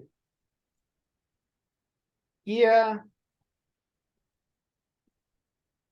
I just don't know if Musetti has enough physicality to get to beat Alcaraz in 5 sets. Or to win 3 sets from Alcaraz. Like I think I don't see how Musetti wins 2, but I really don't see how he wins 3. Like I think this is I don't know what you think about this, but I think this is like something where like it's like kind of hard for Musetti to win 1 set. It gets once he wins that 1 set, it gets way harder to win a 2nd set. Yeah. And then once he wins that 2nd set, it gets even harder to win that 3rd set. It's almost like it's almost like a video game where like the bosses get progressively tougher. Like Alcaraz to win 1 set is like the level 1 boss. It's like tough. Yeah. He's beatable. The level 3 boss is like he just like throws like flaming arrows at you the entire time and you just die. Like yeah, you're going from Peach to Donkey Kong to Bowser. Exactly. I was looking for a good analogy. That's a good one. That's a good one. Yeah, that's what you're going for. Yeah. So lead after 4 games. Alcaraz plus 110. I kind of like that. I probably won't hit it. I just like I always hate those bets. I did really badly starting out with those bets. And I just don't even find them fun to hit because like within a couple games you know what's going to happen. But that might not be bad. I might do that. Like that's Alcaraz 3-1 or 4-0 at plus 110. That seems like a good idea. I might hit that. Yeah, I'm probably going to tell you on that.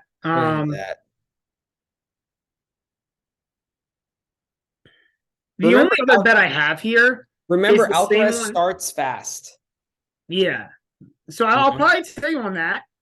The other thing I've got here is, again, both players to break in the first set at minus 115. I don't like that just because Alcaraz starts quickly. He's just so liable to give away a break. I like that more if it was a second set. Both players to break in the second set. Okay, interesting. Interesting. But first set, no. I'll look at something here quickly.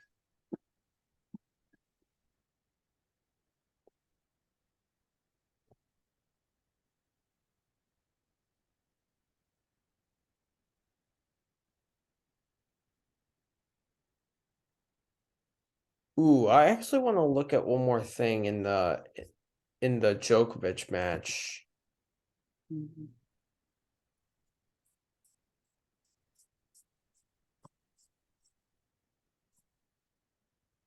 you like Djokovic to lead after 4 games for love at plus 450?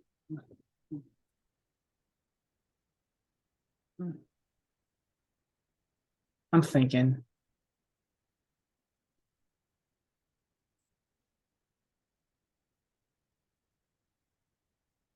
It depends on what you think Varillas' chance are to get a break in the first 2 games. Because I think there's a decent chance. Like I think it's like plus 300 that he gets that Djokovic breaks one of like. I think it's rather likely that Djokovic breaks. Wait, yeah, I think there's like a 25% chance, maybe call it, that Djokovic breaks. I think it's like plus 300 that Djokovic breaks Varillas the first 2 games. But then he's got to hold the first 2 games, and I think that's like, I don't know.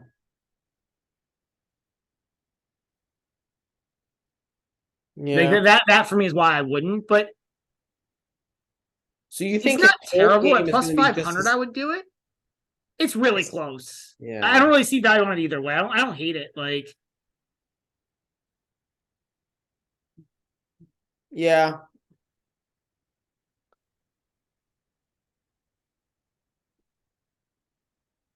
I mean, we're betting Djokovic to get broken in his first service game at plus 500, so it's one or the other, unless you want to hedge. I think it's real. I don't see any value on that either way. Like I see it as like a 0 value bet. Like you could just for funsies and as a hedge. I prefer. It's a really dangerous hedge because like it's not really. It's only hedging against like. Yeah, you could easily lose both. Yeah. So I think I like the Djokovic to get broken in the first game slightly better. So I'm gonna go with that. Yeah. So you're taking something pro Varillas. Yes. Well, it also doesn't help you in your draft, with your team. No one picked Varillas to get breaks. No. So Alcaraz-Musetti, I mean, what else are you hitting here? Is there anything? The only thing I have that I can hit that I'd like to hit here is the each to get a break in the first set. But I get it, man. I'm looking at this so far in the 3 first sets here. Alcaraz has gone 1-1 in love. But that narrative hasn't necessarily held true across the rest of the season. Like sometimes it does, but sometimes it doesn't. Yeah, I just think like players are not just ready. They're not ready for that intensity and that kind of shot making. And like he just comes out like a thunderbolt of I energy. don't know, but like Fritz was like Fritz lost the first set against him at Miami, but like he was there shot for shot. Fokina took him to a tiebreak. Remember that match? Barcelona. Like Fritz played really well and still got outplayed. No, I know. I'm not saying that Musetti can outplay him. I'm not saying that Alcaraz. Like I'm saying, like I don't think that's like a Okay. Yeah. Like I agree with you. Alcaraz seems to start a little stronger, but like I also think Musetti's going to be at his strongest at the start too, because I think like it's tough to play. It's tough to put up with like Alcaraz is probably the hardest guy to play physically on the tour. Right like now, if you have any chance of gassing, you're going to gas against Alcaraz. Mm-hmm.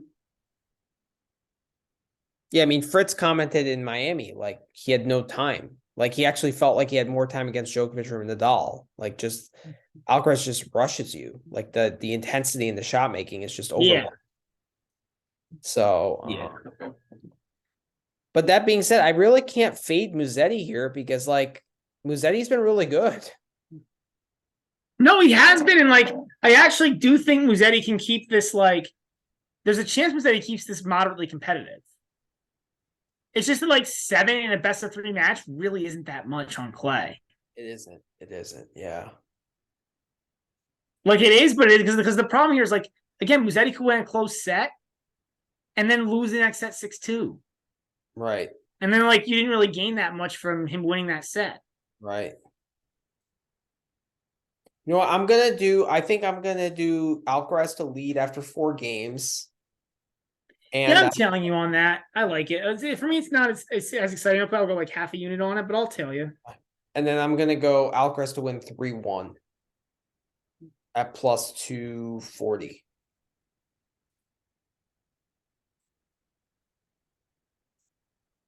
Yeah, I actually might tell you on both of those. I never do that, but would you go Alcaraz? Wait, Alcaraz 3-1 at 240 plus 240. what is Alcaraz to lead after 4 games? Plus 110. Would you rather play Alcaraz 3-1 at plus 160?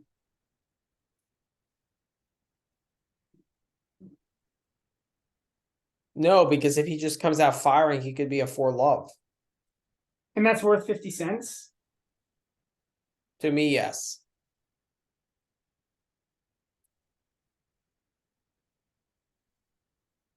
Because Musetti doesn't have the biggest serve. Like, it's not going to be easy for him to hold. No, but he could break. Yeah, he could.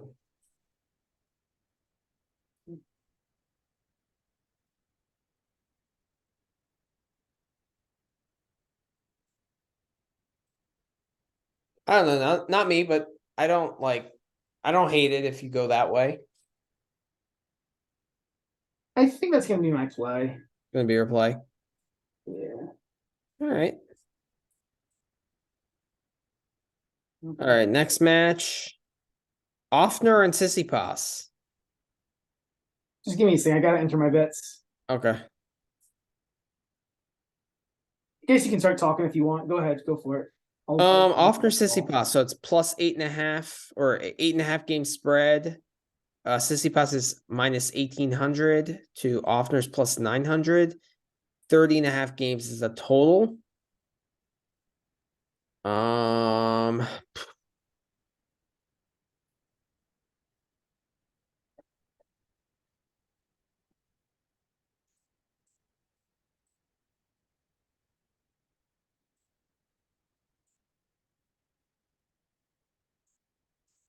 I don't know here. I mean, this is another one with a lopsided spread. Like it just makes it very, very challenging. Offner is a guy which, like, I mean, he doesn't necessarily fit the mold of a Schwartzman, but I don't think he's really going to be able to put pressure on Tsitsipas's backhand that much. So I think Tsitsipas wins this pretty easily. That being said, Tsitsipas hasn't really won many matches easily, to be honest, besides the Schwartzman one last round.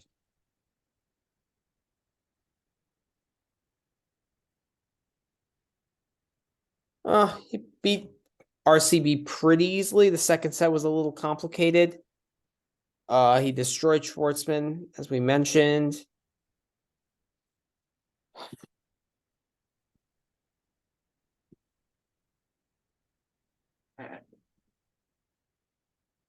It's tough. I don't really know what to play here. So I've got one play, and it's a little bit more of a normal play than so it's the only match where I have a normal play, meaning like a non-prop for tomorrow. Okay. And my play is the first set over 9 at minus 120. Really, what makes you say that? Well, so 9 is like I actually think 9's a really likely total for the first set, but which is a push. But I think there's more 6-4s with one break than 6-2s. Like, do you like? I mean, look at how many Tsitsipas has gotten what? He got 2 6-2 sets on Schwartzman, right? Mm-hmm. 1 6-2 set on Baena, and none against Vesely, right? Mm-hmm. So out of 10 sets, 3 of them were below, were below 9. And there were more than that were above 9. So that's kind of my reasoning. And it hedges for a push. Well, I think there's a lot of pushes. Like I think I'm going to push the bet really often with 9. Yeah.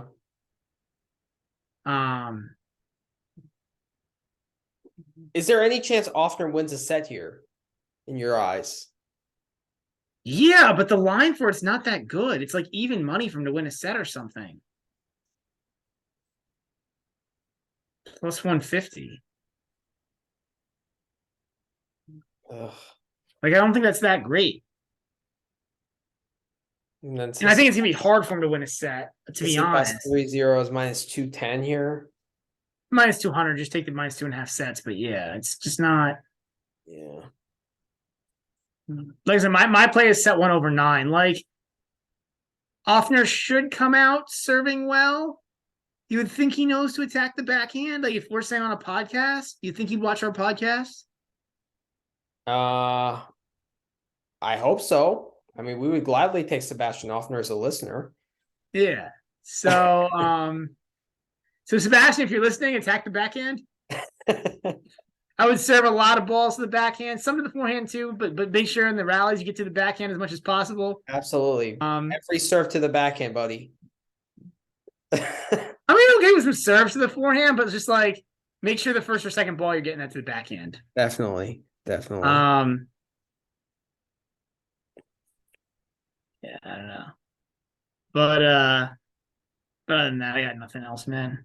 It's tough with these big spreads. It's really tough. I mean, yeah. I just don't know what to play here. I mean, and I don't like any of the break stuff, like any of the pro return stuff, just because like the way Tsitsipas plays, man. Like he can just put together some of those like old school Federer Kyrgios service. Yeah. How about Tsitsipas have more doubles than Offner? Ooh, interesting. Tsitsipas must double less. Offner must have a doubling problem. I don't know Offner's doubling problem, but like I don't know. I don't know anything about it either. I would just be looking at stats. So we think this is going to be a pretty quick match, I guess. So maybe the draw is better, plus 700. Well, I think the answer is to go to Tennis Abstract and see what these guys' rates look like. All right, sounds good. We have stats on this. We do.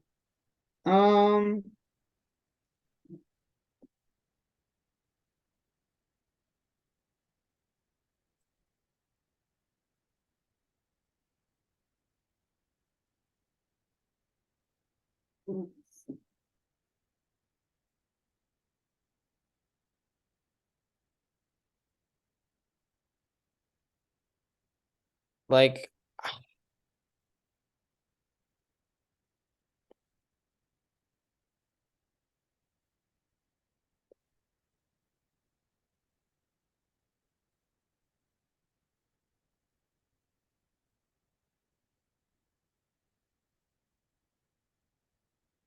right. I don't know if this is a match where Tsitsipas will try to like work on things and maybe last 52 weeks on play. Uh-huh. Tsitsipas 2.8% double faults. Offner 3.7%. So Offner definitely doubles a little bit more. Granted, it's not that much more in the tournament so far. See, like, this is what's frustrating with this, man. I feel like some of the other slams have like easier ways to look up stats. They're having to like find the player and like go through every single match.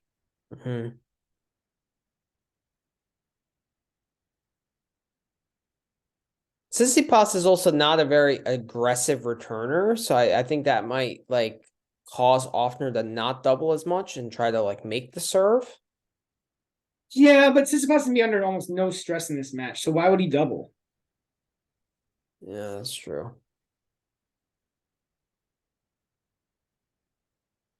That is true. Tsitsipas doubled twice against Schwartzman. 5 against Baena.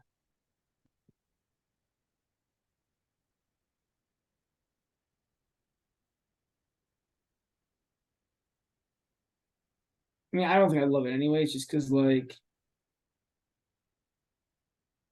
I think you're asking a lot for him. After the double 3 times against Fonini. Against Korda, he doubled 7 times. That's a lot. Wow. And then against Cressy, he doubled 12 times. He only doubled one less than Cressy did. Yeah, I'm staying away there. Forget it.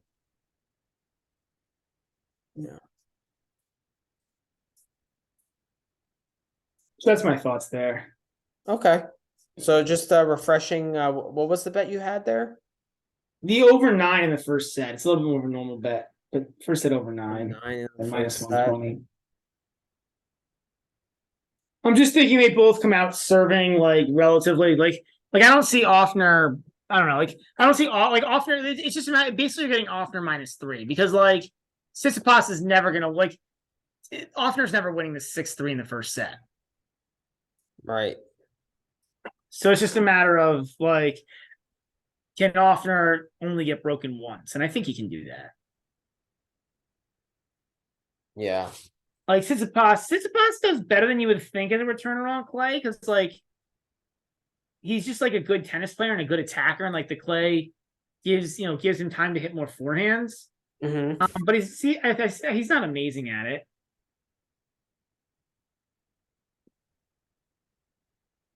And in this tournament, he hasn't been that good. I mean, yeah, he got a couple over Schwartzman 6-2 sets, but that would be the dream player to do it against because if you're serving well, you can break Diego pretty easily on clay. Yeah. So, and I don't see anything else here, man. I think this line is pretty well set. Like, it's just a matter of how many times Tsitsipas breaks Offner and how many like gratuitous breaks he gets. I might bet Tsitsipas to win in under 30.5. What's the over-under? What's the over-under total if you just played straight under 30.5. So you're getting 10 cents for Tsitsipas. I mean, that's not terrible. You're getting a little value then. If you like the under, that's the way to play it. Yeah, I kind of do. But then again, Offner is more aggressive than Schwartzman. Yeah.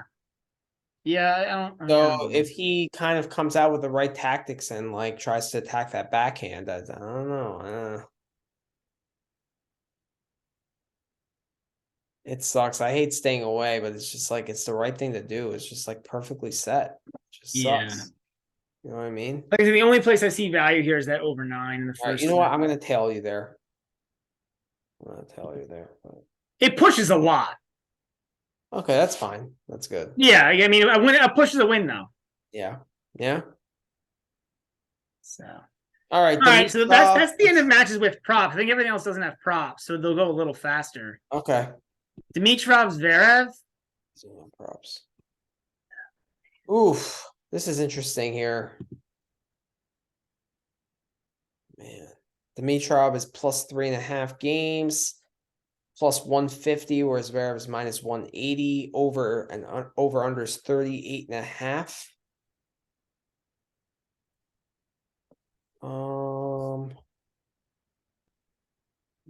I like Zverev over 20 at minus 110. Because I think Zverev wins the match, but like this is not straight sets. Do you agree with me? Yeah, I think so. Yeah. Yeah, I think I agree with you. Zverev 3-1 is plus 310. I don't love that. This match I have a hard time actually. Honestly, I have a hard time getting a feel for this match, you know? What's the head-to-head here? 3-1. I just looked this up. It's 3-1 Zverev, but they're all old. There's one from 2021 that was close in Paris. Mm-hmm. But it was the indoor masters. Everything else is like old. Yeah, 2016. It's amazing how long Zverev's been around. Yeah. I remember in 2017 he was the new guy on the block, the next teenage superstar, and he still hasn't won a Grand Slam. So way to go. Yeah. He's kind of underachieved for the I most. guess, but he made the top 5. We debate this all the time. Like, I don't Yeah. think he's had a good career. You kind of do. Yeah, it all depends on like how you define good, right? I know. Like, I don't define good with Zverev. That's for sure. Yeah, domestic violence allegations, smashing rackets. okay, like behavior is a different story, right? Like behavior is a different story, but like just pure tennis. Pure tennis. I think he's underachieved, to be honest. For his talent and his like athletic gifts, he's definitely underachieved in my opinion. I'm giving him a little pass this year because of that ankle injury, but yeah. That being said, I do like Zverev in this matchup. Yeah. And I think I'm gonna go with the over 20. Like I think Dimitrov gets a set, but it's gonna be complicated. It's probably gonna be like a 7-5 set or something. You know what? I might tell you on that. I wasn't gonna, but I might tell you on that. I think it's a good look. Yeah. It's basically you're basically getting Zverev in 4, like because the other thing is here, like Well, 4 or 5. And then yeah, like the set that he loses, he can't lose like 6-1. yeah. You know? But I don't think that's in play here. Like I think this is gonna be all like relatively close sets. Yeah, I would say so. So Yeah. I'll do that. I'll try that. All right, next match we got is Rune against Cerundolo. So Rune is a 5-game favorite, minus 260. Cerundolo is plus 210. The over-under is 37. I'm tempted to take the Cerundolo money line here, man. Me too. I think there's just enough value to do it. Like Yeah, I think this should be like a minus 230 plus 170. Yeah, no. Type match. Like I think there's just enough. I don't think it's like a great bet by any means. Uh-huh. But I think it's like it's what I said it is. I think it's like I think he win this like 1 out of 3 times, and I'm getting plus 210. So I think that's good. Do you like Cerundolo 3-1 at plus 700 or 3? Well, okay, here's an interesting stat, man. This is crazy. This might be a lot better. Cerundolo last 52 weeks versus the top 20. What do you think his record is? It's probably pretty good. I'm assuming like kind of close to 500.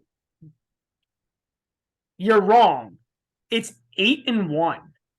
What? Yeah. Holy crap. I know he beat Ruud in Barcelona. He beat Ruud and Bastad last year. Okay. Busta and Bastad. Rublev in Hamburg. Mm-hmm. This year he beat Nori and Monte Carlo. Obviously he's not playing at a top 20 level now, but officially it's a top 20 win. Ruud in Barcelona. Sinner in Rome.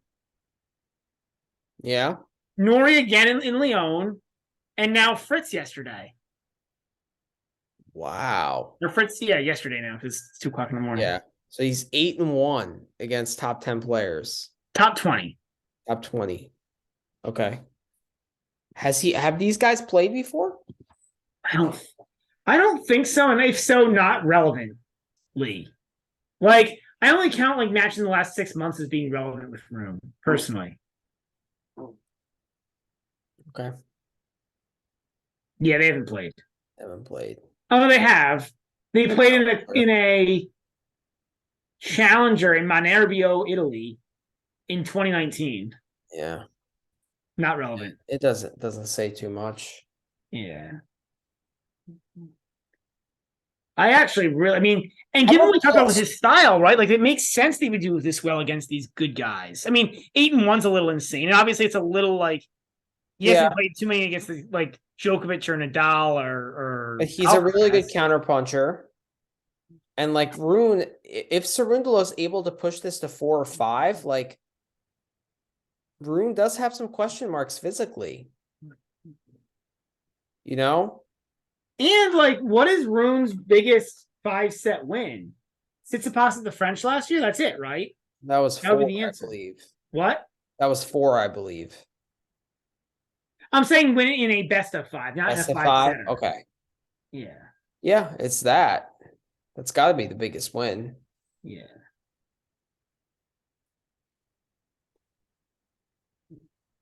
Yeah, he choked against Rublev at the Australian Open. He kind of bailed out at the US Open last year. I think he lost to Nori in straight sets. And then yeah. Besides the Tsitsipas match, I think he had a pretty easy draw. Yeah, I mean, Rune is Owen. Not again, not that it matters, but Rune's 0-2 and 5 setters in his career. Really, the one that matters is the one versus Rublev. Mm-hmm. And he's 2-2 and 4 setters. He beat Eubanks this year. Mm-hmm. He lost. Remember, he lost a set to Rubank. Actually, yeah, I can't believe that he actually lost. I didn't realize that Eubanks actually played him even for 3 sets. Yeah. That is true. I mean, really, the only great win he's had in a slam, I think, is Tsitsipas. Yeah. Tsitsipas last year. Yeah. Yeah, I mean, you take that away, and his best win is like maybe Cressy at the Aussie this year, and he straight set it. That's a pretty good job. Yeah, I guess he beat Shapo at Roland Garros last year. He straighted him, but like, I don't know, man. I like. I'm not saying Rune shouldn't be the favorite. He should be, He should be. but I think this is a lot closer than plus 210, man. I'd agree with you. See, I'm all over this Cerundolo money line here. I'm gonna tell you on the Cerundolo money line, and I think I'm gonna also hit the Cerundolo 3-1 at plus 700. And I'm gonna hit the plus 1.5 sets at plus 115.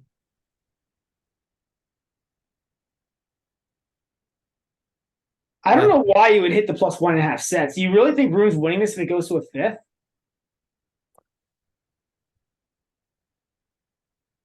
Like, I think you're just being conservative there for no reason. Yeah, you're right. You're right.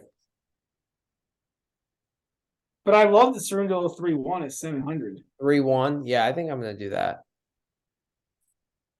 And I love the money line here, man. So you think it should be like plus 150? Yeah, so like maybe like a minus 200 plus 150 kind of thing. Okay. Minus 190. What do you think? Not that low, but I think like plus 170, plus 175.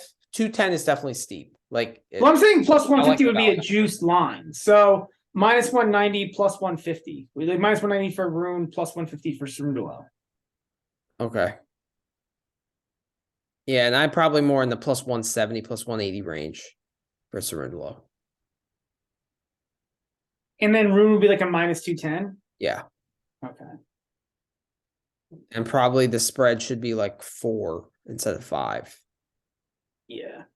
But I don't really like anything else. You like the over 37?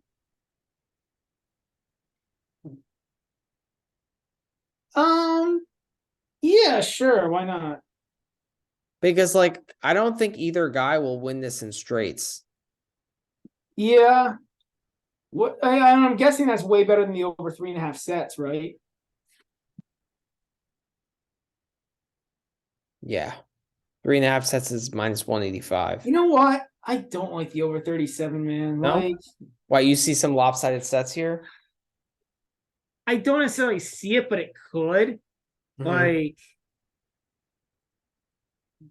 remember, Cerundolo tossed Munar 6-2. Yeah, but Rune is not Munar. You're right. You're right. You know, maybe not. I mean, Cerundolo. Oh man.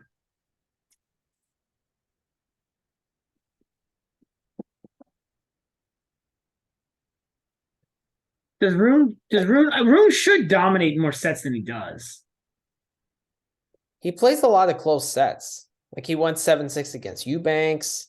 Yeah. I guess on the flip side, you see a lot of I see a lot of one break sets here, to be honest. Like it's like not necessarily one break total, but like single break difference type sets. Single break sets. Like 6-3s or 6-4s. Or maybe some 7-5s. Like I don't see a whole lot of tie breaks.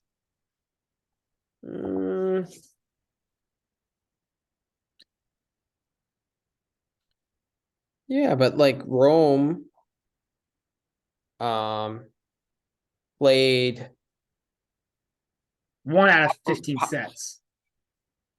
Like Popperin won 3, Djokovic won 3, Ruud won 3. Oh, it's not a matter of. I think it could go 4. I think it'll go 4 sets. It's the question of 37 games, right? That's the total. 37 is the total. Yeah. Like I think I'd go over. I think. I guess. I mean, because you can have a 7-5 set in there. I think I like it. I'll go over. I'll hit it. I mean, 3 of his 5 matches went 3 sets in Rome, or 3 of his 6 matches went 3 sets in Rome, and then in Medvedev it was 5-5. So like, oh, it's not a matter of like this isn't like a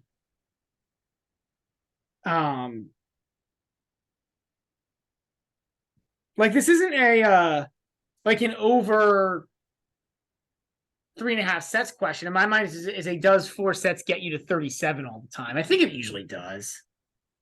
Usually does. You need one close set. Like Yeah, you you can need one have 5 or 6. 6-1 I or think you might be able to 6-2. squeeze one. I think that's probably decent. I don't think it's like an amazing line, but I think it's decent enough to hit. Okay. I mean, we have a day to think about it. Yeah. As well. So, all right, 2 more matches. Jarry and Ruud. You know where I'm going here. Jarry money line. Yeah, I know where you're. I don't like it. You don't. No, I mean, like, I get it, but like that was altitude, right? And like we kind of talked about this before. Like Yari's so much better in altitude, man. That serve plays up. He has, but he's proven like he's been pretty good here too. Like he's carried that. Yes, I just don't like. I actually think this line's pretty well set. Like I don't really like either any of these lines here.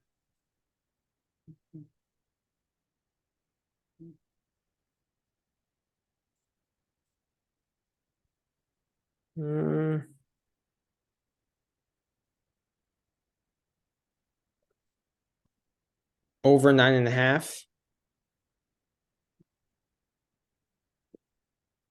For the first set at minus 135. Yeah. No thanks.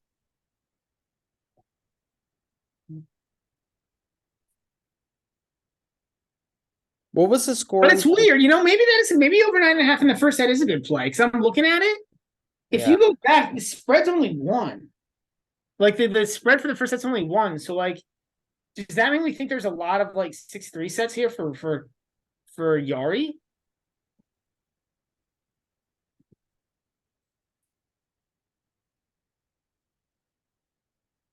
Yeah, I mean the match in Geneva, I know it's altitude. That was 3-6, 7-6, 7-5.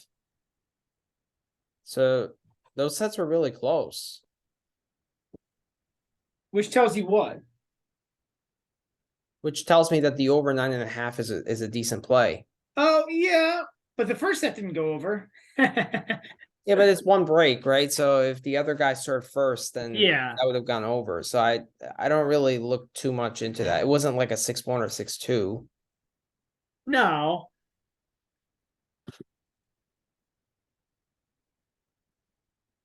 And then what are these head to head here?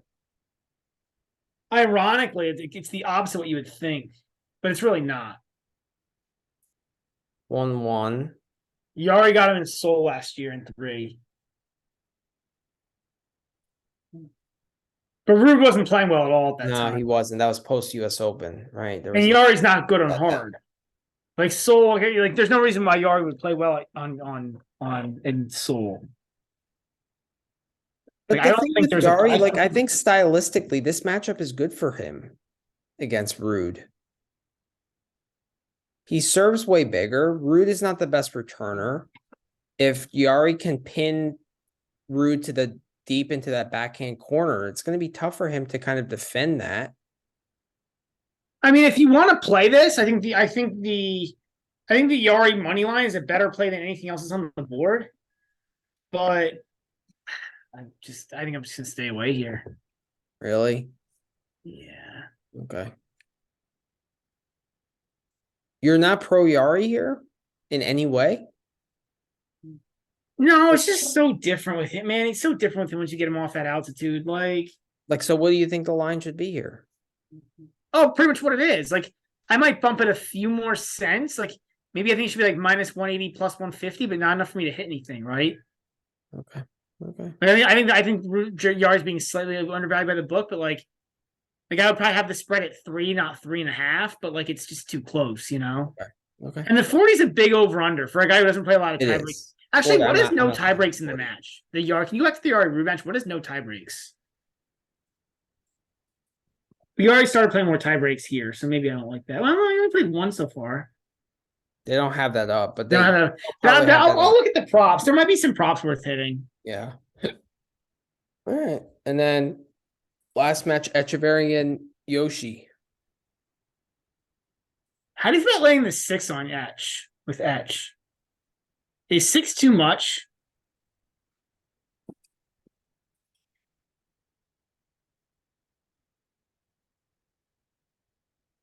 Yes. Slightly. Probably right. But I wouldn't. It feels like matchup wise, this is just like a fun event for Etch.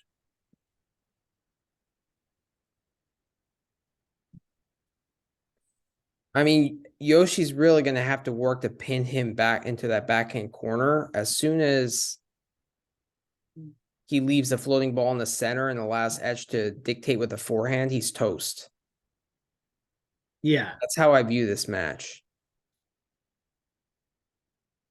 That being said, like this is the first time Etch has been this far.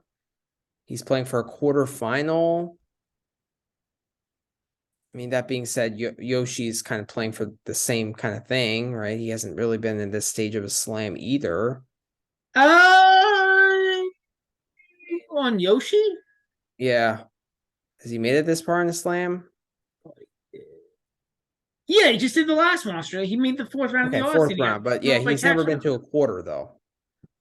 Well, he's playing, but he's been playing. He's played to get into quarters before. Okay, right. Like, what's the Etch -1? Oh my god, Jesus! You're laying so much juice. -1. That's like I like Etch in this matchup, but so do the books. Yeah, they do. They really like him.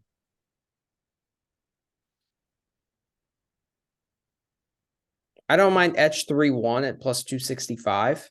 Like, if you're gonna lay something here, if you're gonna play this too, is find a different book and maybe hit the over on breaks. There's gonna be a ton of breaks. Second, if you're gonna hit it, like 6 games might be an option, man. Because like I can easily see Etch taking a 6-2 set here. If he has a good set, yeah. Like, and then if he takes a 6-2 set, but see, the problem is like you still need him to close out in 4 then. Like 6 is the right, like the line is just too right here, I think.